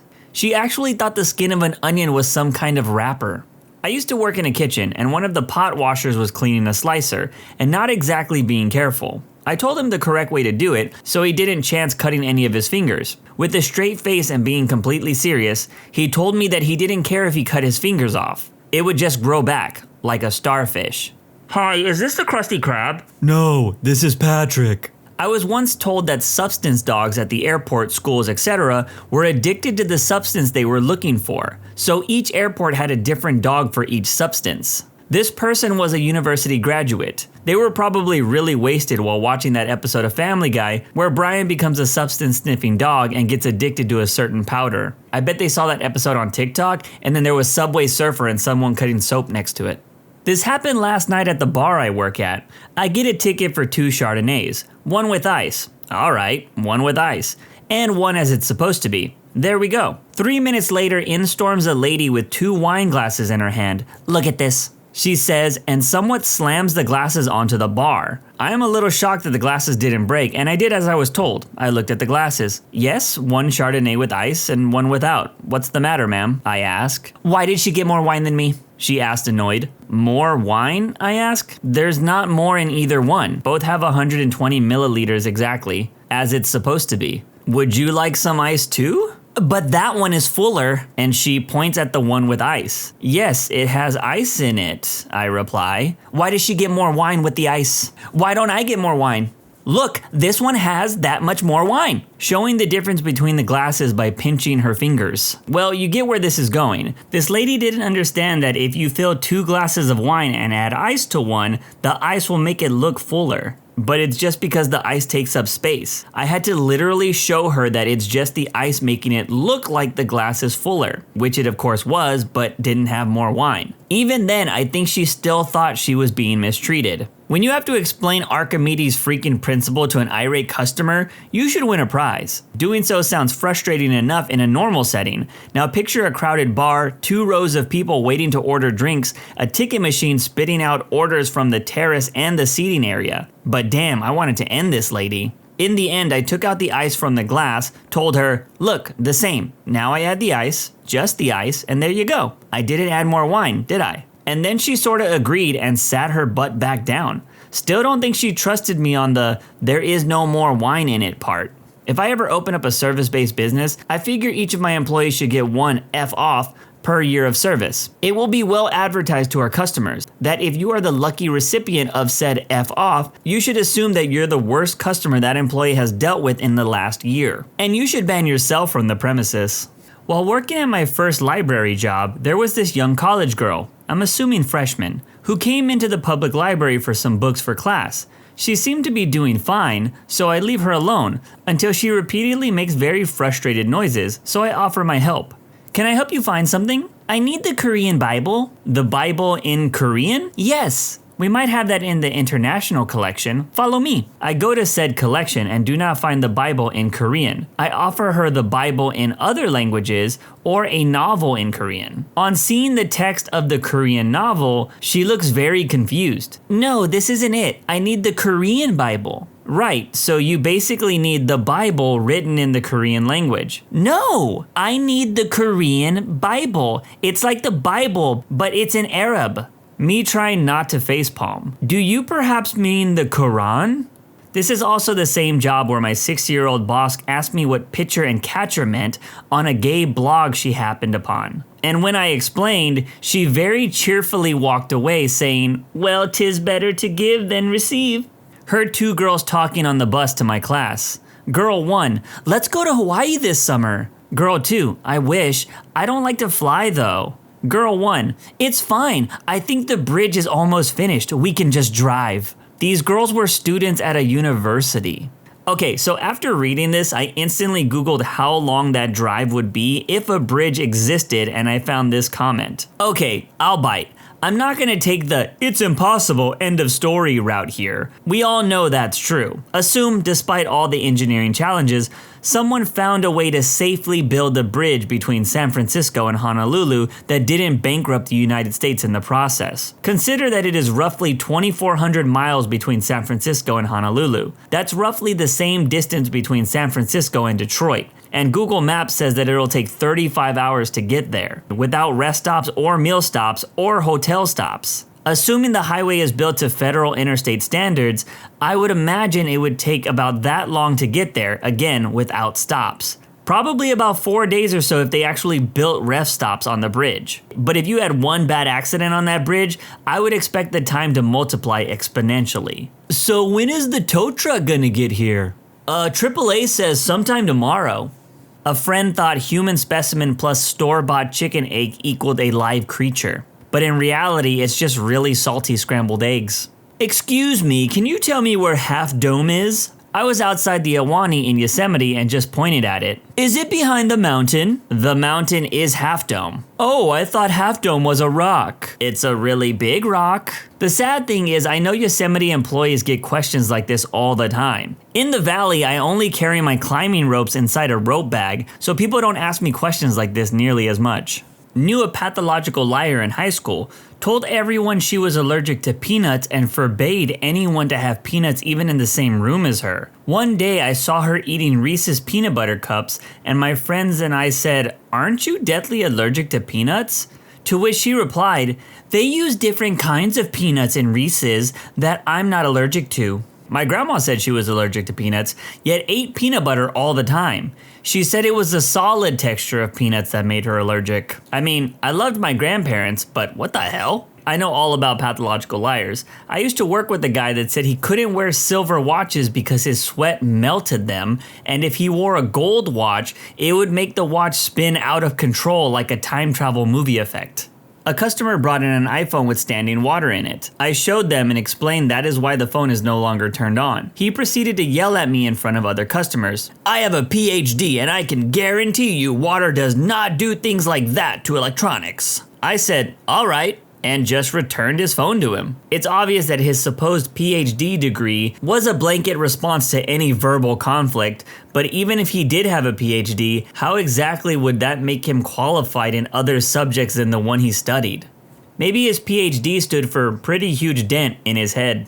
A friend was totally confident he would be able to survive a plane crash because of his tuck and roll technique. He was 100% sober. Until probably 12 or 13 years old, I was pretty confident I could jump before hitting the ground, in the case of a plummeting elevator or plane crash. I was sure that I could survive a flood no problem if I just put on pull floaties on my arms. I drove past an IKEA dealership the other day with my wife, and she just started freaking out. She yelled, "When did that get there? Can we go?" Then she got really quiet and looked away. I paused and then realized what happened and say, "You thought that was IKEA, yeah?" We've driven past that dealership almost every day for over a year. Marriage, a lifetime of one person saying stupid stuff for the other to mock them about it, and vice versa. It's beautiful. When my husband and I were still dating, we were watching TV and a commercial for The Curious Case of Benjamin Button movie came on. About a minute after it was over, we had the following conversation. Him, "So is that real?" Me, "Is what real?" Like, do people get the disease that Benjamin Button had? Are you asking if people are born old and then age into babies? Yeah, you're right. Never mind. Forget I asked. I have never forgotten that he asked. I've been a cook for 15 years. One time a server asked me to rush a chicken breast she forgot to ring in. I said, okay, it'll be a few minutes. It's still a bit raw. Just give it to me, it's fine, she says. I tell her that I don't feel like giving anyone salmonella poisoning today, and she will have to wait. Her jaw drops and her face turns red. She rather belligerently shouts just to give it to her because she's losing tip money. Then adds, besides, people don't get salmonella poisoning from chickens, they get it from salmon. You're a cook, you should know that by now. Every person in the room did the slow neck turn of what the hell did I just hear? And just stared at her. Dude, it's not a jokey matter. Chickenella poisoning is serious. I used to work at Best Buy and I had a customer, lady in her 30s, come in with her plasma television on a flat cart. She says, I need the plasma refill. So I give her the old customer service fake laugh because I thought it had to be a joke. But the look on her face and the pissed tone showed me that she was serious. I took her to the home theater department, and from a distance I can hear her going off about plasma refill prices. Or shouldn't the warranty cover the plasma? I used to work at a plasma donation clinic. For those who aren't aware, it's part of your blood. And at the place I worked, it was used specifically to help people with immune disorders. We would tell people this when it was their first time. And there's posters all over the place about specific kinds of people it helped. I had someone who was donating ask if there was any way to track his plasma so that he could buy the TV that it was used in. These stories just made me look up at the old plasma TV I have hanging on my wall. My uncle once said, the earth is flat and the edges are covered with heavy layers of snow that no one can cross. He also said that the moon landing was fake, gravity is fake, and airline companies are in on a conspiracy and so much more. It was a very fun argument, I'll tell you that. You can't reason someone out of a position they didn't reason themselves into. Wait, gravity is fake? I'm curious how that uncle explained why we aren't all floating around then. A girl I once had to work with kept bringing bottles of Pepsi frozen solid to work. One day I finally asked why she freezes them, and she says you take away all the carbs by doing it. You remove all the carbohydrates by removing the carbonation. That chick was dense. You should have played along. If you remove all the carbon, it isn't organic anymore. I had a guy in a pub, completely adamant to the point of red-faced anger, swearing on the Bible that you could see New York from the Dongle Coast on a good clear day. I was in tears laughing. For those who have no idea what the Dongle Coast was, like myself, it is apparently in Ireland. A woman can become pregnant from touching a man's hands. Grade school teacher in Argentina. A woman stopped me in the grocery store when I was in my early teens to tell me that I could cure my acne by rubbing lady juice all over it. I assure you, she was dead serious. Before finding out that the woman was serious, I was curious if that was some form of flirting. It didn't happen to me firsthand, but a friend from New Mexico was asked while in another state if they spoke English, if they needed a passport to visit the US, and if the water is drinkable in New Mexico. I live in New Mexico. I get those questions a lot when I go even a couple of states away. It's more common than you'd think. Well, I live in a state where cowboys are really popular, and when I travel, I've met people who are surprised that I drive a car and not ride a horse everywhere. Do you know how expensive it is to take care of a horse?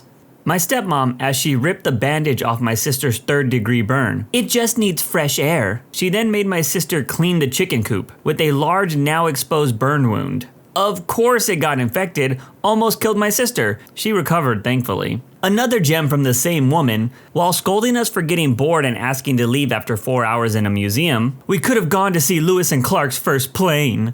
With my extensive experience with fairy tales, it tells me that your stepmom is trying to kill you. Watch out for any friendly woodsmen, and make sure you always carry rocks with you. And of course, know where the local dwarves are. Also, only eat apples that are uniformly colored. My brain automatically went to, don't touch my exposed area, stepmom. I really need to get off the internet. Years ago, while working at a cafe, a couple came up to me and asked me if Saddam Hussein was Russian. The Iraq War had just begun, so I snickered and said, of course not. The boyfriend turned to his girlfriend with a smug, victorious look and said, see, I told you he was German. If you're not Russian, you're obviously German. I don't see how they got that wrong. I've posted this before on Reddit at some point, but it's perfect for this question. My college assigns emails with your first initial, middle initial, then last name. So my email ended up being Dr. Last Name at college, as my first and middle initials are D and R. I jokingly told 2 dudes that I was with and how people I email think I'm a doctorate. One of them got up to go to the bathroom, and the other one was real quiet for a few seconds and then said, So, did you work for the school over the summer? How did you become a doctor? It was the first week of freshman year, and I was 18. I had one quirky professor who would refer to all of his students as Doctor, their last name, in class. After that semester ended, I kept running into former classmates while hanging out with friends, and they would always call me Doctor, my last name. I also worked on campus as a tutor, so while out drinking with friends, I would hear some guy yelling, Dr. OP!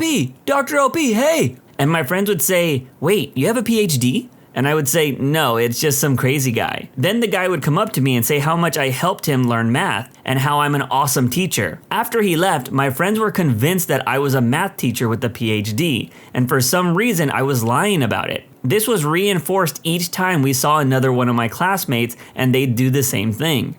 Hey now, superheroes aren't the only people that need secret identities. Teachers need them nowadays too. My mom worked at a credit union and had a member ask if she could deposit cash through the mobile deposit. My old roommate when choosing from a bowl of candy. I've decided I'm gonna go with Starburst instead of Twix because the fruit is healthier than chocolate. She was dead serious. Here in the UK, we got a lot of American kids shows, especially big ones like SpongeBob, Animaniacs, etc. These shows normally have the 4th of July special about the Declaration and War of Independence. With that as a topic of conversation, this is the genuine discussion I had with someone when I was 14. Me. The Simpsons made a joke about that during episode of 4th of July I forgot the name of. Friend. Yeah, I watched that one. The British sound like jerks. Me, slow blinking. Come again? You know, the British. The guys they always talk about when they do those kind of specials. I bet we could take them. Me again. Daniel, what country do we live in? Friend. England? Cue very quick explanation of British geography, with Daniel refusing to believe he was British until he went home and asked his mum. You should get off your tablet while it's storming. Lightning could travel through the Wi-Fi and shock you. My mother. I was once making small talk with an acquaintance, and I told her that I had flown out to visit my family in Korea over the summer. She got this smug grin on her face and said, "You can't fly to Korea, it's an island." My son was born on February 29th. Woman asked me if he needed to have 5 actual birthdays before starting kindergarten, or if he could still go when he was 5 years old. My friend said this once, "I don't worry about the price of gas going up. I only ever put $20 in at a time." Evolution isn't real. We just hatched out of eggs one day. A girl at my school. I used to work at a call center for a wireless service provider. A woman called in inquiring about how much we charged to use her phone while she was traveling internationally. I said it depends on the country and asked where she was headed. As serious as can be, she responds with, "Wyoming." I barely got to my mute button before I erupted in laughter. And in case you're curious, I did not mishear her, nor was she calling from outside the US. I clarified with her. She legitimately thought Wyoming was a different country. Plus, if you could hear how she talked and stuff, you literally wouldn't even give her the benefit of the doubt. When I was in China, some guy asked me if I wanted to learn English. I told him that I live in Canada, so I already know English. He was curious why I spoke English in Canada instead of Canadese. About a year ago, dude flipped open his flip phone during the daytime and started taking a picture of the moon that was clearly visible. We lock eyes before he snaps the photo and he says to me, "This happens only once every hundreds of years." I just kept walking. One night I was working at T-Bell. This girl comes through the drive-thru absolutely hammered. She was destroyed. She kept yelling at us to give her French fries. I just kept telling her that we don't sell French fries. Finally, my manager comes over and gives her the side of Fiesta potatoes and says these are Mexican French fries. I almost cried laughing so hard. And in case you're curious, yes, we did report her for driving wasted. Sometimes it depends on the manager working, but we usually report all wasted drivers at Taco Bell. I hate to be that guy, but Taco Bell does actually serve French fries. It's those nacho fries or whatever they're called. I was giving tours at my college geology museum. An older woman asked me to show her around. I was showing her our best showpieces when we got to this large quartz crystal. She then proceeds to ooh and ah, and showed me that one of the facets of the peak had 7 edges. She then tells me that she could channel spirits through the crystal's facet. and began speaking in tongues. I walked away and asked if anyone else would like a tour. In middle school, took a road trip with my best friend and her parents from the Midwest to Disney World in Florida. They had family in Georgia, so we stopped for a visit on our way through. Unfortunately, I wasn't allowed to enter their trailer because I was a northerner. They were eventually convinced to let me in when I told them that I was born in New Mexico, which wasn't a state during the Civil War, so therefore, I was technically not a northerner. It blows my mind that there are still people like this in America. While driving, I see windmills across the hilltops and point them out. My girlfriend, "Oh, cool! Why did they need to make wind though?" She's a special one. Make-A-Wish recipients and workers, what were some wishes you had to say no to? Make-A-Wish wish granter here, and I have to say it is the ultimate sadness when we have to stop the process because a non-custodial parent won't sign the paperwork. It's happened far too often. Usually the wishes we had to say no to were from the kids' family members. There was always some uncle, grandma, cousin, sibling, or parent who wanted to hijack the kid's wish. A classmate of mine, now passed, got a meet and greet with Sammy Sosa. The understanding from the Make-A-Wish people was that Sammy would sign autographs and sit with the family for a while.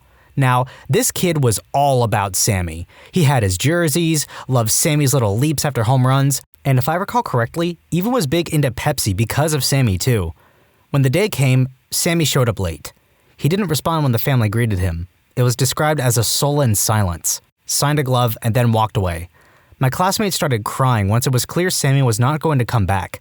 Right when the parents were about to leave, another baseball player named Corey Patterson saw my classmate, came up, signed everything they had, and talked and joked around with the family for over a half hour. Corey became my classmate's favorite player that day, and I think he lived perhaps a year after that moment. At his funeral, my classmate's picture with Corey was one of the prominent pictures. That moment and day truly, truly meant the world to him. He was around 10 to 11, if I recall correctly. To this day, I'm unsure if someone from Make-A-Wish found Corey or if the moment was as spontaneous as it was described to me, but no matter what, Corey will always have a special place in my heart because of that story. I, of course, was not there, and I'm not a primary source for Sammy's interactions with my classmate, but I know and trust the family. One thing that a couple of Anons have pointed out that I think is worth mentioning is that it seems unlikely that Make-A-Wish would organize a meet and greet with Sammy Sosa, gently suggesting I was misremembering the context.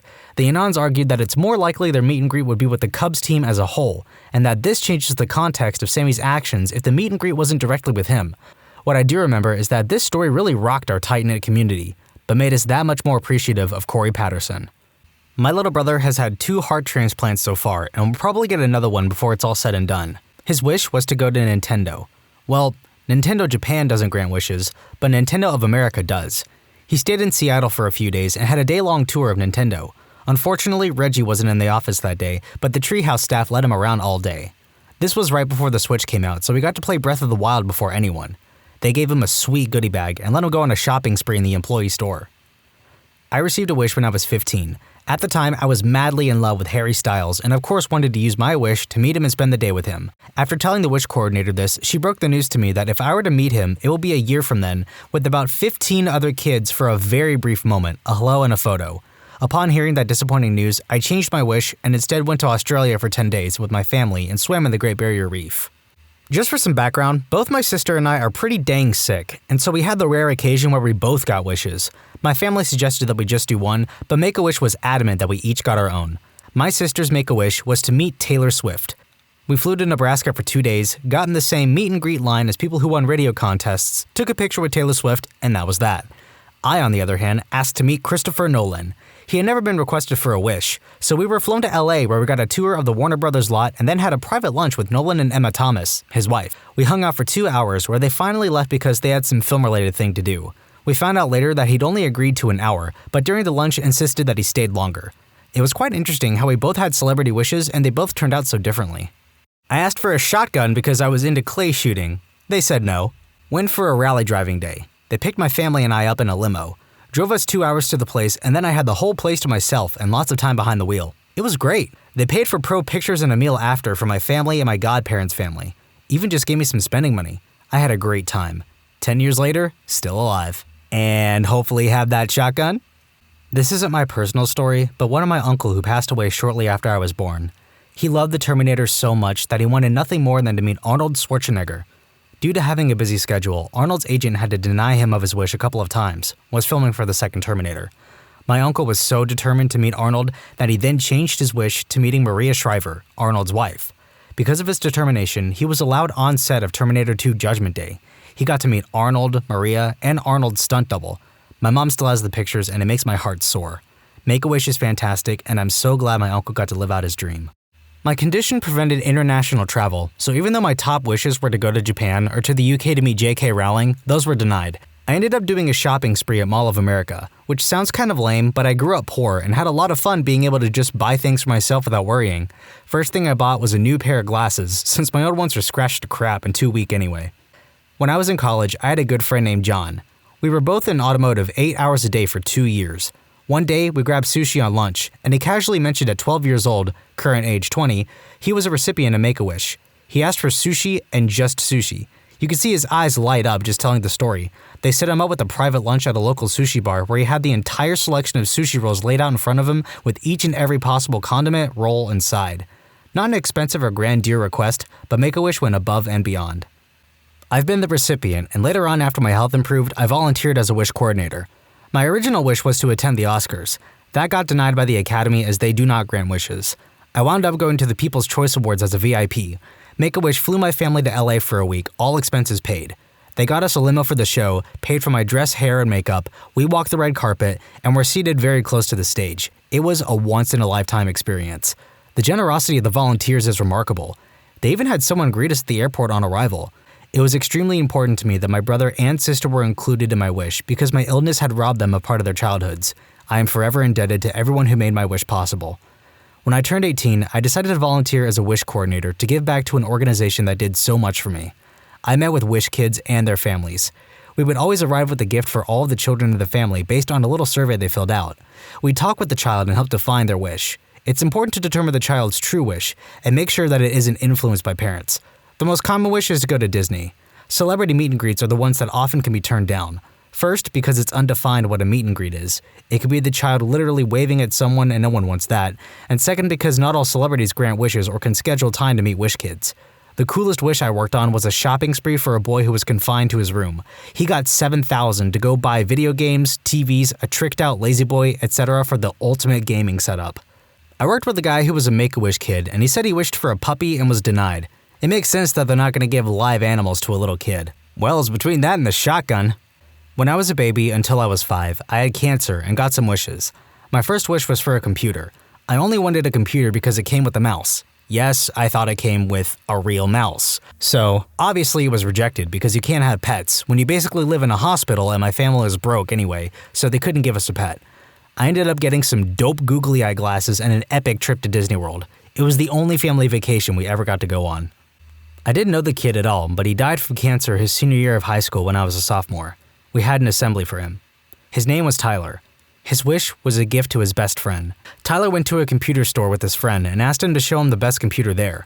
Then Tyler bought the best computer there for his friend using Make-A-Wish donation money, only to die a little later. Such a selfless guy. Tyler met Imagine Dragons 3 years before his death and they became friends. Imagine Dragons dedicated It's Time to Tyler. Whenever I hear that song, I think of this. It chokes me up every time. I worked for Make-A-Wish. Junior Genie, as I like to say. We had to say no to wishes all the time. Either the person the kid wanted to meet didn't grant wishes, the place they wanted to go to didn't grant wishes, their wish was ridiculously expensive or prohibitive, their doctor didn't sign off on the wish as it wasn't a good idea for their health, and so on. For the most part, our volunteers were pretty good at helping kids zero in on that perfect wish. I've helped coordinate some wishes that I was surprised to see were approved. Usually it's trips to far distances with a lot of stops and long stays. It's one thing to go to Japan.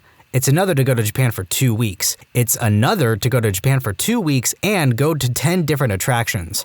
Not all of them give us free tickets. Many don't even give discounts. Most kids had cookie-cutter wishes. Disney World, Paris, Meet the President, etc. Those were my bread and butter. I hate to call them cookie-cutter because I know it's such a precious memory for the kid and their family. Working there was a precious memory for me too. And I enjoyed coordinating everyone's trips. Unusual, frequent, high medical needs, lots of family, what have you. It was such an amazing thing to be a part of. I knew a friend who had cancer and overcame it, and he talked about Make-A-Wish. If it's not accepted, you apparently get a first-class trip to Disney World most people can't afford. He said he went to Disney World because he wanted to meet a skater that was in Europe on some tour. I was really lucky to have my Make-A-Wish granted, and I just want to say they really go above and beyond. My mom has always talked about going to Hawaii, and we knew it was pretty unrealistic for a family of 4. I was pretty young when I made my wish, so I didn't even know all that Hawaii had to offer, but I chose to go there for my wish. They put us up in a penthouse suite on Waikiki Beach, and I've never experienced anything more special in my life. Everything and everyone there wanted to make sure my family had an unforgettable time, and we sure did. We were able to forget about the cancer for a little while and feel like a normal family again. Thank you so much to Make-A-Wish and all that contribute. I have experience with Make-A-Wish in the last year due to my son's condition. This was a question I asked, and the response I was given was they will do anything they can within reason. One kid wanted a swimming pool in his backyard, and they did that.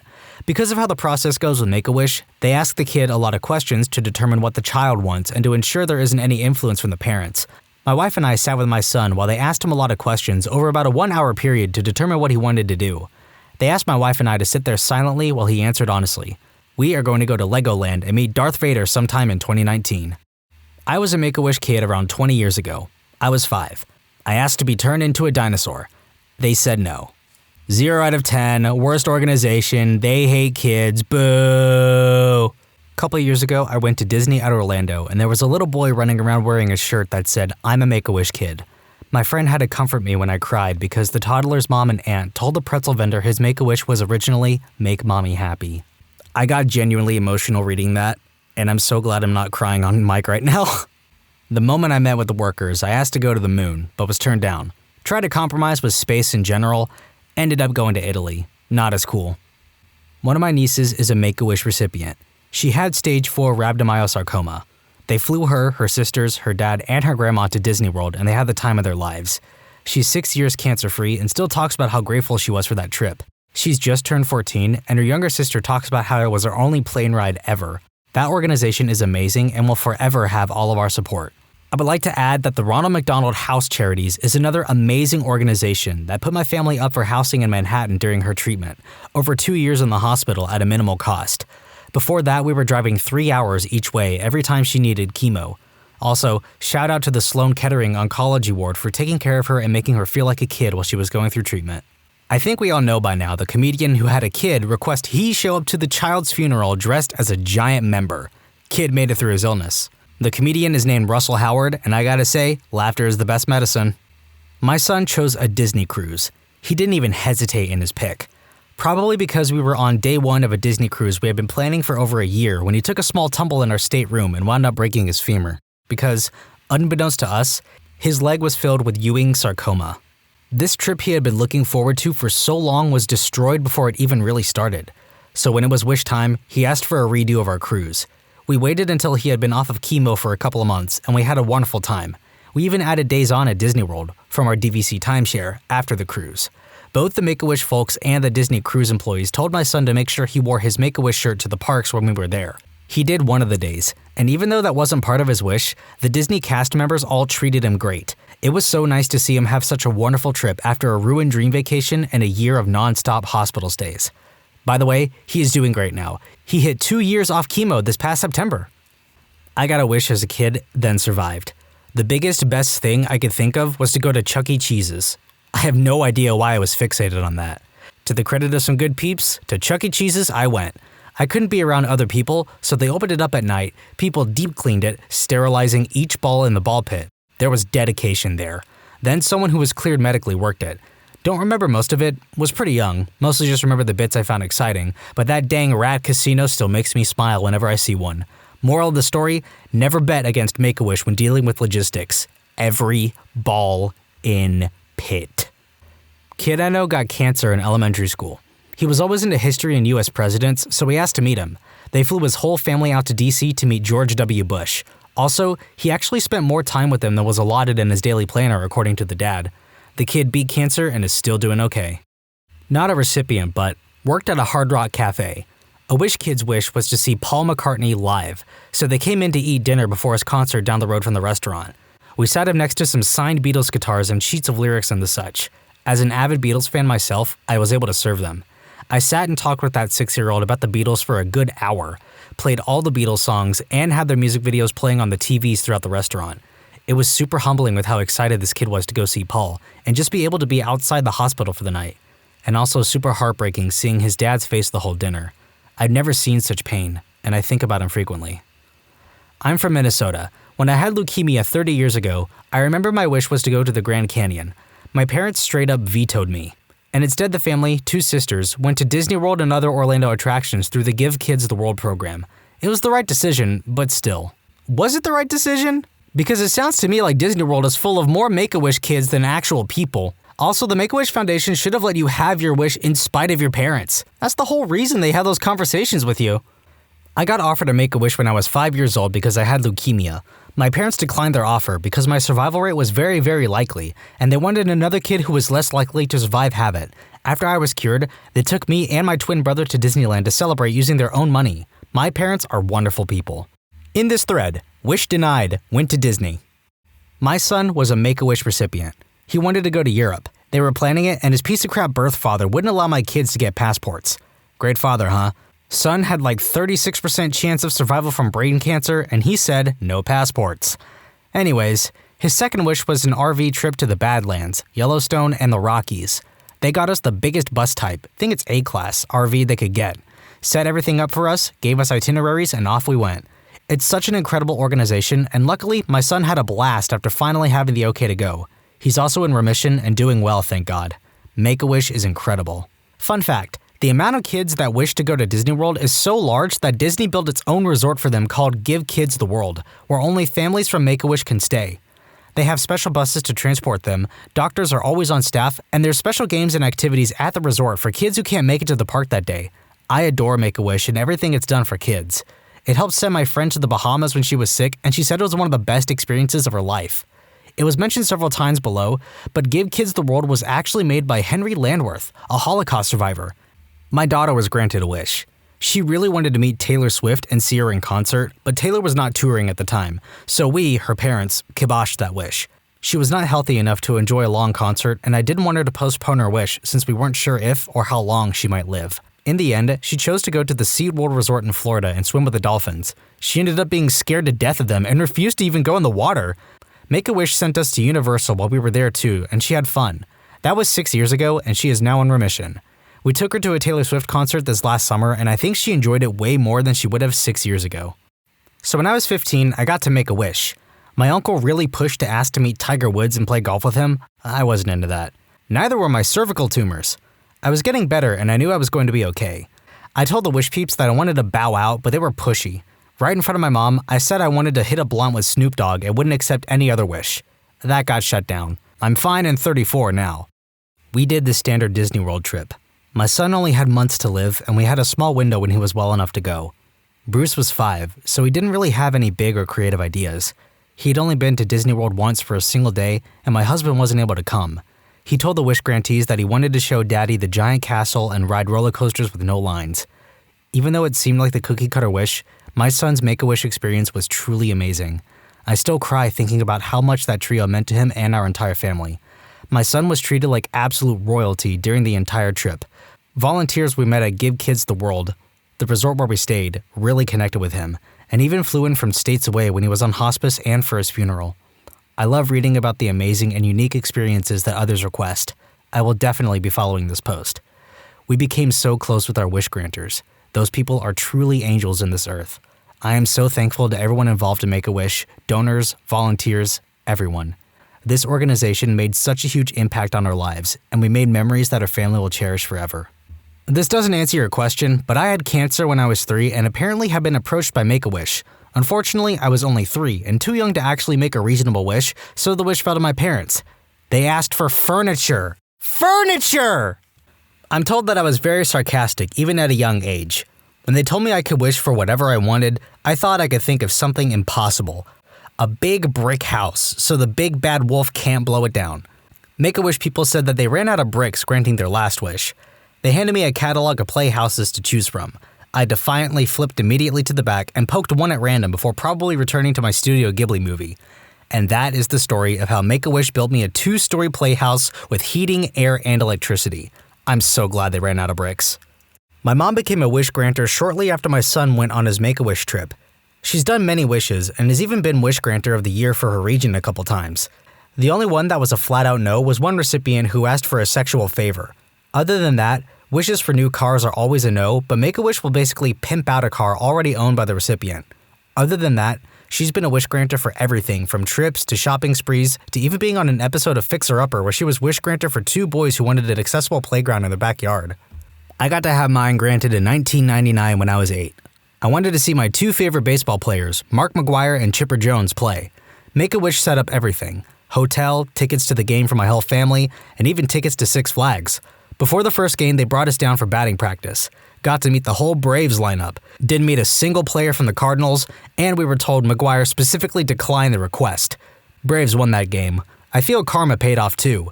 Braves made it to the World Series, Chipper won MVP, and is now a Hall of Famer. McGwire would later get marked for using steroids, will not make the Hall of Fame, and Cardinals finished under 500. My mom worked for Make-A-Wish. A little kid wanted to build a treehouse in his front yard. Make-A-Wish denied him for being too hard to coordinate. Make-A-Wish must not have approached the right people. I've been in construction for a long time. I could get about 30 qualified people together on short notice to build a treehouse for a terminally ill kid in a weekend or so. Shout out to Ron Swanson's old man on Reddit for that comment. Username checks out.